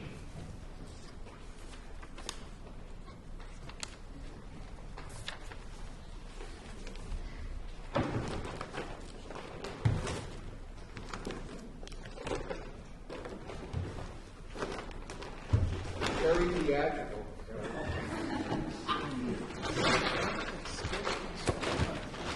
Sorry, Mr. Chairman. Sorry for the... I know it's late in the day, but I have a lot of questions, and I know that you recently have been interested in having people that are opposed to things come and tell you why they're opposed. So while the hour is late, I will abbreviate some of my testimony. I had a whole section, for example, on the Civil Rights Act that Mr. Daniel has taken care of, so we don't need to discuss that. I would like, when you look at how we look at how statutes are construed, I will, for the record, as long as we all agree that statutes have their plain meaning, the court has interpreted that, and the court has also extended that to constitutional provisions, language in the Constitution. So if you would, there's an opinion from Justice Stein in here in a case, State v. Trump Resorts, that extends the NJSA 1:1-1 understanding in the litany of cases of the Supreme Court that words have their plain meaning, that they have their plain meaning in the Constitution as well as statutorily. When we look at the words pure, another thing that the court does is look at the word. If a word is not defined in a statute, then they look to other things like either Black's Law Dictionary or Webster's Dictionary. So in Webster's Dictionary, the definition of pure says, unmixed with any other matter, free from dust, dirt, or taint, free from harshness or roughness, free from what vitiates, weakens, or pollutes. So pure means no pollution. Let's see what clean means. Clean means free from dirt or pollution. So we are entitled to pure and clean air and water. And as it relates, it came up earlier, I just want to put a finer point. I think Senator Greenstein did a good job in defining self-executing. This is from Justice Sotomayor's concurring opinion Monday of this week in the case Trump v. Anderson. I'm going to start, she's talking about the 14th Amendment. Similarly, nothing else in the rest of the 14th Amendment supports the majority's view. Section 5 gives Congress the power to enforce by appropriate legislation Section 5 gives Congress the, quote, power to enforce the amendments by appropriate legislation. Remedial legislation of any kind is not required.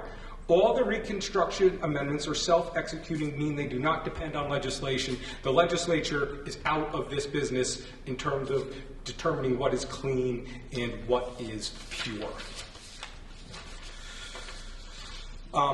I would then like to go to I'm just going to read the title.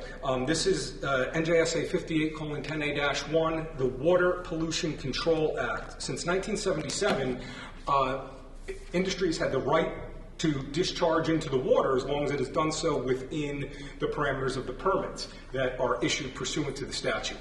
I'd like to know how, if I'm entitled, right, legislation trumps regulation, Constitution trumps legislation. And I'll say the same thing parenthetically for the Air Pollution Control Act, the Air Pollution Control Act of 1954.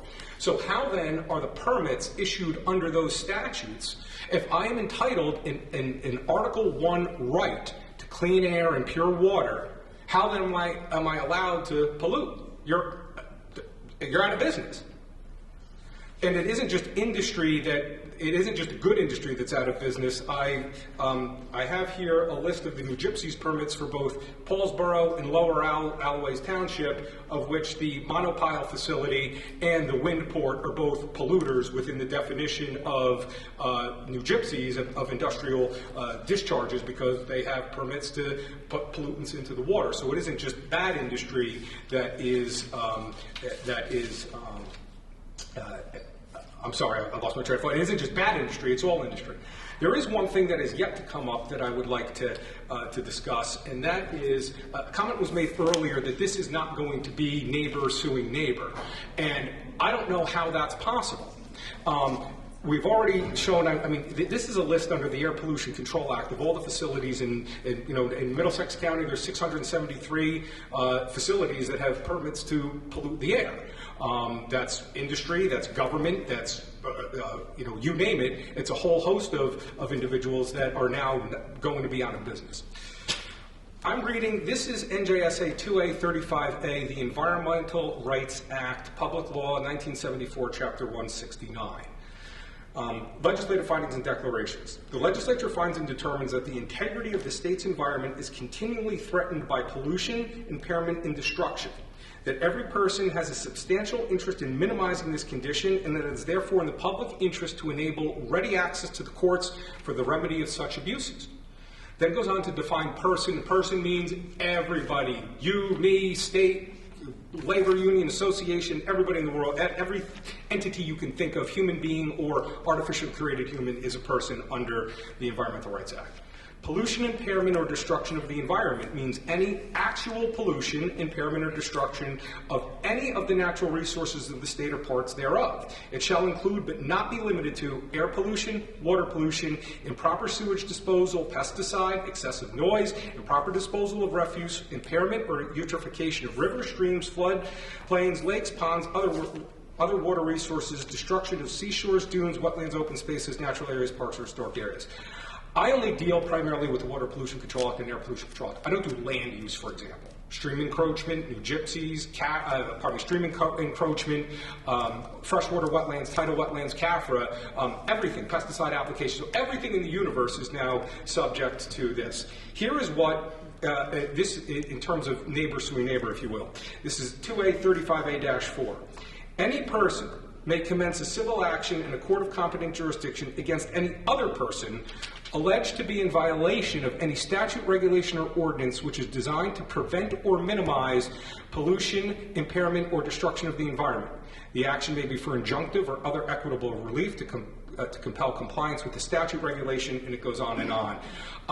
So I would like to know how, that, if enacted, not only are businesses that are permitted under the Air Pollution Control Act subject to suit, there's lots of businesses that have boilers, for example, that are below the threshold of requiring a permit.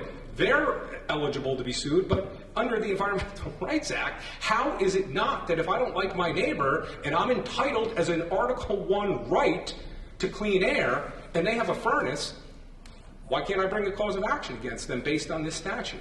This is a terrible idea. This is anarchy masquerading as an amendment, and that if we're going to put this on the ballot, then I respectfully suggest we need to put a provision on the ballot to elect the judiciary. If the legislature is going to advocate regulating the environment and energy policy in the state of New Jersey, we the people need a recourse, and that would be the election of those that are making the policy decisions, which is the judiciary. Thank you, Chair. Thank you for your comments.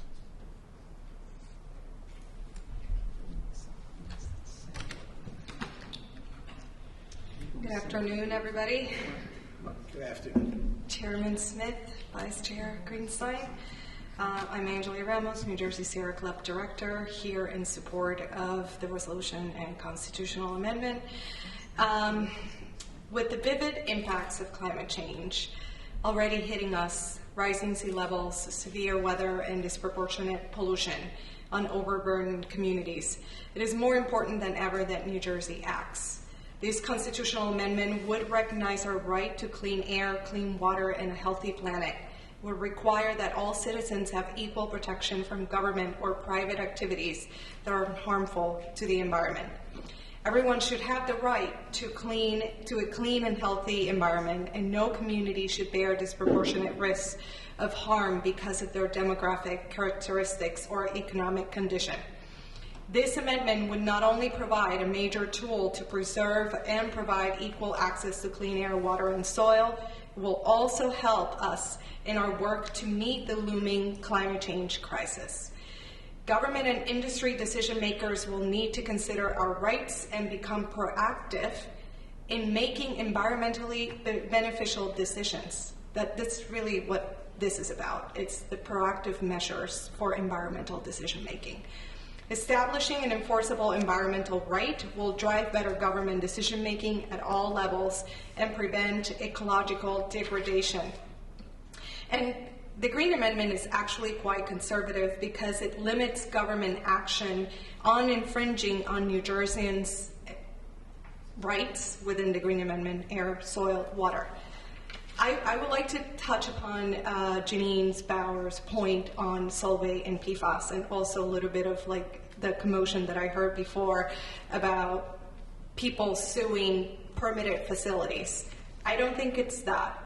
I think it's that the Clean Air Act, the Clean Water Act, and then consequently state environmental regulations are reactive in the matter of like, we permit pollution, how do we control it, what's an adequate level. This would provide better decision making in a proactive way. So to go back to Janine's point about Solvay and PFAS, Senator, well, both you and Senator Greenstein, you know better than anybody the issues that we're having with PFAS in the entire state. And we're always trying to chase the pollution because they always continuously change their chemicals. And it's because our environmental regulations are designed to only capture certain chemicals in a reactive way. This would provide a better mechanism to proactively regulate all types of pollution without having to write an entire rule about one specific chemical, which is the PFAS problem. This constitutional amendment would not only empower New Jerseyans to fight for the rights, it would actually provide them with the legal mechanism to do so. There isn't more of a fundamental right than the right to live. But how can we, if our air, water, and soil are continuously poisoned and the ability for our future generations to survive diminishes? The worst part of all of this is that we're all aware that we're poisoning our environment. We fight it, but it keeps happening. The reason it's how our systems are designed. New Jersey can never outright prohibit pollution and loss of environmental sensitive areas. We can only slow it down through permitting processes. We have been permitting environmental degradation for decades, and we sure have a lot of exemptions to make it happen. Oftentimes, environmental protection is sacrificed because of property rights. The Green Amendment will level the field, equal weight to property and environment. As a human, I have the right, my property, I have the rights of property, I have my right to live. I should also have a right to live in a healthy way, which is clean air, clean soil, clean water. New Jersey Sierra Club supports this constitutional amendment as our fundamental mission is to explore, enjoy, and protect the wild places of Earth, to practice and promote the responsible use of the Earth's ecosystems and resources, to educate and enlist humanity to protect and restore the quality of the natural and human environment, and to use all lawful means to carry out these objectives. As you've heard before from previous testimony, there's other states that already have something similar, or the Green Amendment. It's time for New Jersey to do the same. Thank you. Thank you for your comments. Molly Cleary, Clean Water Action in favor. Molly, are you here? Hi, yeah, I am. Coming up.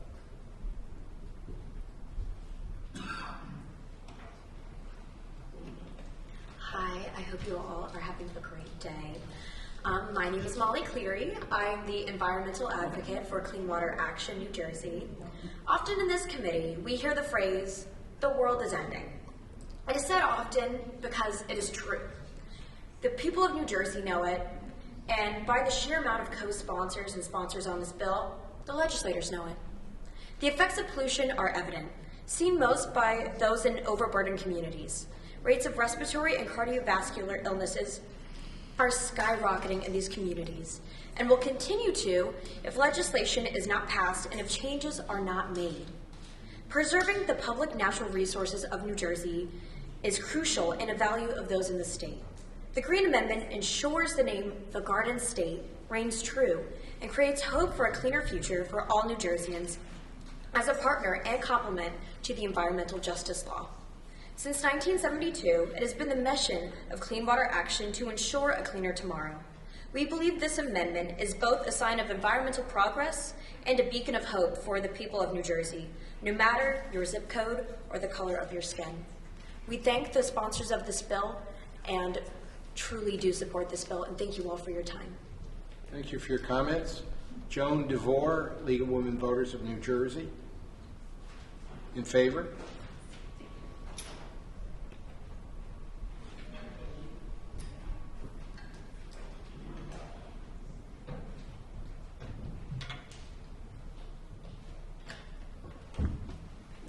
Good afternoon, Chairman Smith and members of the committee.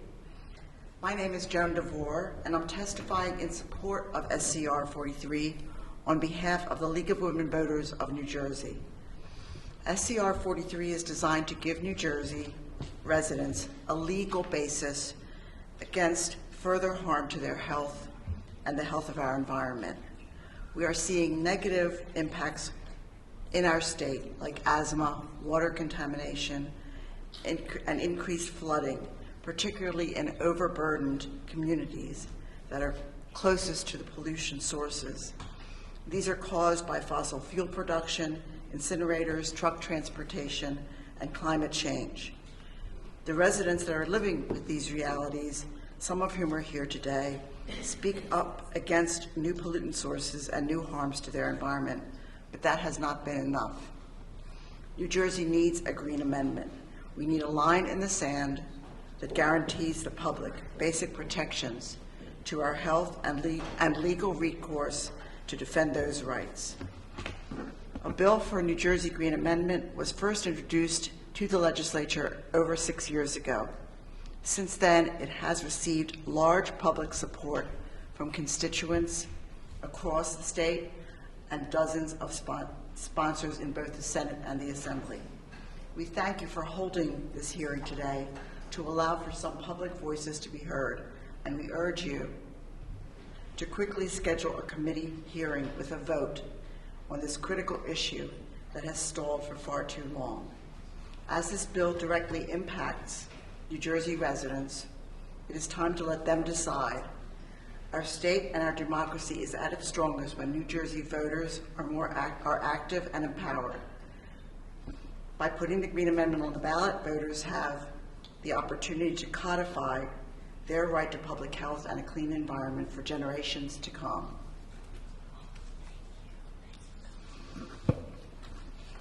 Just as the League of Women Voters believes that everyone has a fundamental right to vote, we believe that everyone has a fundamental right to clean air, clean water, and a healthy environment. That is why we support this bill for a Green Amendment. We urge the members of this committee to vote yes in the near future. Thank you for your time. Thank you for your comments. Yvonne Norman, New Jersey resident and New Jersey licensed attorney, in favor. Is Yvonne Norman here? Yvonne Norman, thank you. Sure. Come right ahead.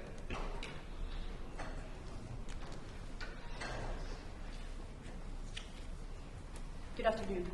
Chairman Smith, Vice Chair Friesen, members of the committee. Thank you for the opportunity to testify here today. My name is Yvonne Norman. I'm an attorney and an environmental justice advocate licensed in New York, and I am a resident in Bergen County, New Jersey.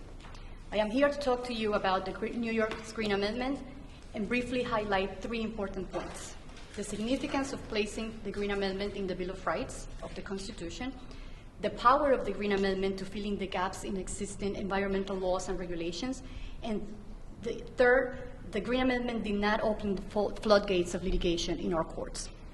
What is most significant about New York's Green Amendment is the fact that it's placed in the Bill of Rights of the Constitution, which means that it recognizes environmental rights as fundamental and at the same level as other inherent rights like freedom of speech and freedom of religion.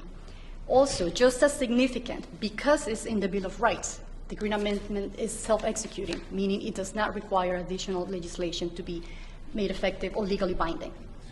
Another important quality of the Green Amendment is that it carries force and permanency, whereas legislation is more restrictive in what it can accomplish. As a result, this leads to blind spots in environmental protection that can result in significant harm that the legislation did not anticipate. And we heard from prior testimony about these legal gaps or blind spots. And I can offer two specific clear examples in New York in environmental justice communities in which these blind spots were present, which means that the system was broken. One is the village of Hoosick Falls in Rensselaer County. For many years, the residents have been unknowingly drinking water that was contaminated with PFAS, which, as it's common knowledge, are highly toxic chemicals. But because the population was roughly 6,900, the village was not required to test their water system under the regulations as they existed in 2013. Those regulations were triggered for water systems serving more than 10,000 people. So the contaminated water went unmonitored to the health detriment of these residents. And they suffer from severe illnesses, including kidney cancer, testicular cancer, and colitis, because the right to clean water was not protected. And I represent here today that the right to clean water should not be triggered by a numerical threshold in population. Every single person has the right to have clean water. Another example of this legal loophole is the South Bronx, specifically areas like Hunts Point and Mud Haven, which are sadly referred to as Asthma Alley. Because these communities have been saturated with toxic emissions from picker plants and other polluting industry infrastructure that emit carbon dioxide and nitrogen oxide in increased amounts, the existing environmental laws were not sufficient to protect the residents' right to clean air. And it is common knowledge that the South Bronx has one of the highest death and disease rates from asthma in the country. And this is precisely the type of situations in which a Green Amendment has the power to bridge those legal gaps and offer protections to address the unanticipated and unaddressed consequences to ensure that all people have the right to clean air, clean water, and a healthful environment. Lastly, as I mentioned earlier, the enactment of the Green Amendment in New York has not led to vast amounts of litigation. In the past year or so, the 2 years that it's been, since it has been enacted, only a handful of cases have been filed, and only those with meritorious claims alleging significant harms of serious community concern have advanced. Two quick examples. The Fresh Air for the East Side was the first case that was filed in New York on behalf of residents of Monroe County living near a large solid waste landfill. The fugitive greenhouse gases and pollutants from the landfill, including methane and sulfur compounds, have been severely harming the community since 2017. Another case in point is an action on behalf of the residents in Albany County against the Norlight Waste Incineration Facility, because the emissions have caused severe air pollution by releasing crystalline silica and dangerous levels of particulate matter. In both these cases, the long-term exposure of to the dangerous air pollution has caused severe adverse health consequences, including lung damage, cardiac disorders, aggravating asthma, and increased rate of mortality. And this is the reason why these cases have advanced. I can represent to you that if a case were brought because someone doesn't like the sound of the windmill, that case will not stand. It simply will not pass muster. The objective is for the Green Amendment to protect environmental rights and to inform how the other laws that are at play should be interpreted and applied. So these precedents should deter litigation if the laws and regulations foster a clean and healthy environment, and those considerations lead to protecting the constitutional rights. And I will end with this principle: a healthy government and a healthy economy are directly dependent on the health and well-being of all of these people. Thank you. Thank you very much. Oh, okay.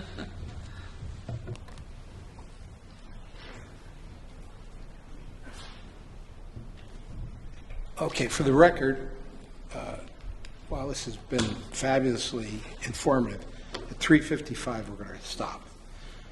For the record, Toria Frazier, parents engaging parent, in favor, no need to testify.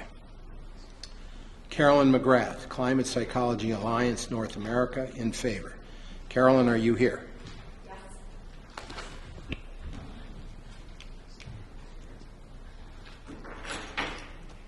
Hi, good afternoon, and I will try and be brief because I'm sure you're all tired at this point, but thank you for listening. Press the buttons to go straight. Got it. Better? Yep. Okay. So my name is Carolyn McGrath. I'm a high school teacher at Hopewell Valley Central High School. I work with the Youth Environmental Society, and I am also here as a member of the Climate Psychology Alliance of North America. As part of the Climate Psychology Alliance, we recently released a report which outlines the significant mental health impacts that students are facing in the face of ongoing ecological breakdown. I'm not sure if you're aware of these statistics, so just wanted to make the committee aware of these. And these are also impacts I'm seeing in my experiences working with students as a teacher. So in 2021, there was a groundbreaking global study of 10,000 youth, which was published in the Lancet Journal. And this study found 75% of young people found the future to be frightening. 56% believed that humanity is doomed. And more than 50% experienced feeling sad, anxious, angry, powerless, helpless, and guilty. Nearly half of respondents said their feelings of climate change negatively affected their day-to-day function, and higher levels of distress were associated with feelings of betrayal from government inaction. So I want to highlight this last sentence. That was taken directly from what we wrote in our report. The last sentence and the profound impact that you, people in power, in our government have on the lives of young people today. So we're here to discuss the passage of the Green Amendment, which would secure the constitutional right to clean air, water, and a stable climate, and that would show that you take young people, their concerns, as well as their futures seriously, and that you are working to ensure that they and future generations have a safe and healthy future. Thank you. Thank you for your comments.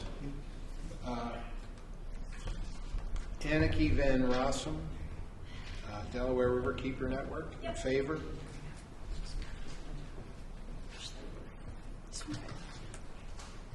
Hi, I'm Annika Van Rossum, and I am with the Delaware Riverkeeper Network. I am the Advocacy and Policy Coordinator, and I'm here today to speak about the power of the New Jersey Green Amendment. Delaware Riverkeeper Network is very active in New Jersey as it is one of the 4 watershed states, and its environment and health is key to the health of the whole watershed and the 17 million people across it.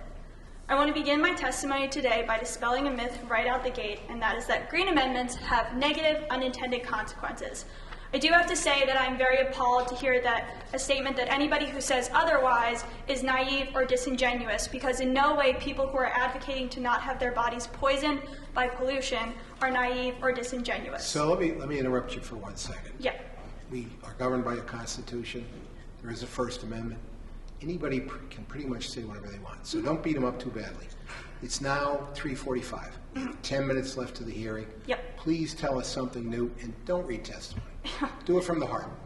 Well, my testimony is always from the heart, so I will reference what I have, but I will make it quick. Well- another 4. I'd like to get the 4 done. Yep. Well, there can be no negative unintended consequences when it comes to the protection of our environment. How can there be negative unintended consequences when we are preventing our airs from being filled with carbon, our lungs from being filled with air of carbon monoxide, particulate matter, and even more that have all been linked to increased risks of heart disease, Alzheimer's, and asthma.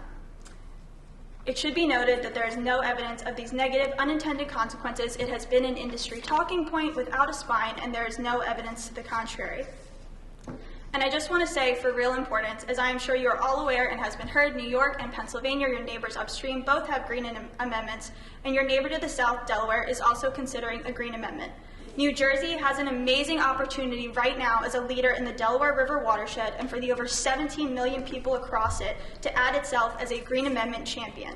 And while Pennsylvania may be known as the Keystone State, you, as the Garden State, now have an opportunity to become a Keystone State and a Keystone leader in giving people in the Delaware River watershed and beyond constitutional protection of their environmental rights.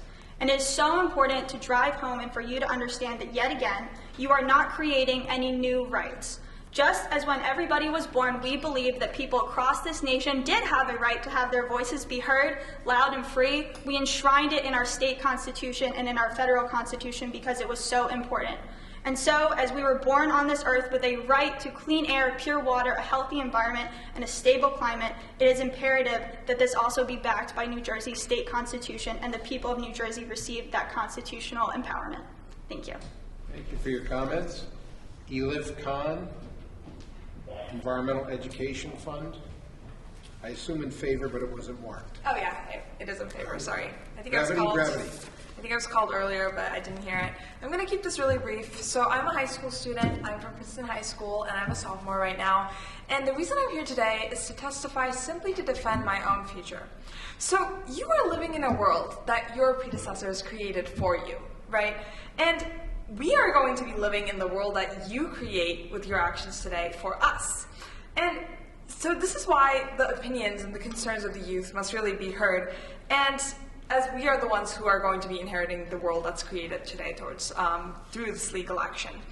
And so we are the kids in the state. We are your kids, and we need a livable environment in our future like the ones that were provided for you by the people that made those decisions for you. And I am an environmental leader on my school, and I've started an environmental club, and I just know how much the youth are passionate about these sort of issues and how much they care.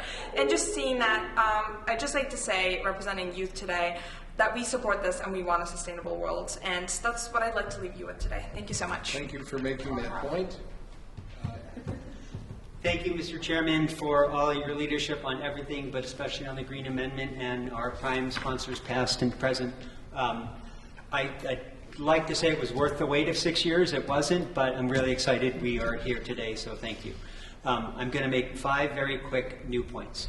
I am scratching my head. A civil justice lawyer saying that the Green Amendment is not, the process is not democratic or representative. What's more representative and democratic than the legislature having to pass a resolution either twice or with 60% of the vote, and then putting it before all the people? 2, the New York referendum that passed in 2021. It had to pass the legislature twice. I forget the exact percentage, but it was well over 60%. I think it was close to 70%. There were other questions on the ballot. None of them did as well. And I will double check and get back to you, but I believe at least one of them failed. So that means there was a lot of discernment of what's on the ballot and how people voted. So people knew what they were doing when they were voting. They weren't just line balloting or bullet voting, etc. 3, I heard a previous gentleman say that the Green Amendment's too simple and everything's more complicated. Article 1 of our state constitution. Number 1, rights and privileges. There's a lot of them. You all should read them, especially if you haven't read them before. Most of them are pretty simple, and they implement very complicated things. So the Green Amendment is the same thing. Right to free speech, property rights, civil rights, et cetera, et cetera, et cetera. And I think my final comment, New Jersey being overly litigious, I think Donald Trump might disagree with that. I think he might think that New York is overly litigious, and we see how the Green Amendment is being applied in New York. So thank you. We know this isn't going to be fast-tracked. We do hope it's passed out of committee very soon. We will follow up with appropriate language we've been talking about and additional information on case studies. And this is just the very beginning of the process. Long way to go, so I hope we can see it out of committee. And we know it's not going to be fast-tracked after that, but very soon. And you did Thank make you. your 2 minutes. Congratulations. I'm sorry, that did pass It's in beyond New 2 York. minutes. I'm sorry. Oh, I'm out, sorry. No, I'm joking. Yeah, I know. It did pass in New York with over 70% of the vote in 2021. Thank you, David. Thanks, everybody, for coming down today. This is the record. We had a court stenographer. This will be circulated to everybody on both sides of both houses. Everybody did a magnificent job getting their point of view out, and now it's in the hands of this committee first and then the legislature after that. Thank you for your time and energy today, and we are now closing this episode of the most interesting committee in the legislature. Thank you for coming down. Meeting adjourned.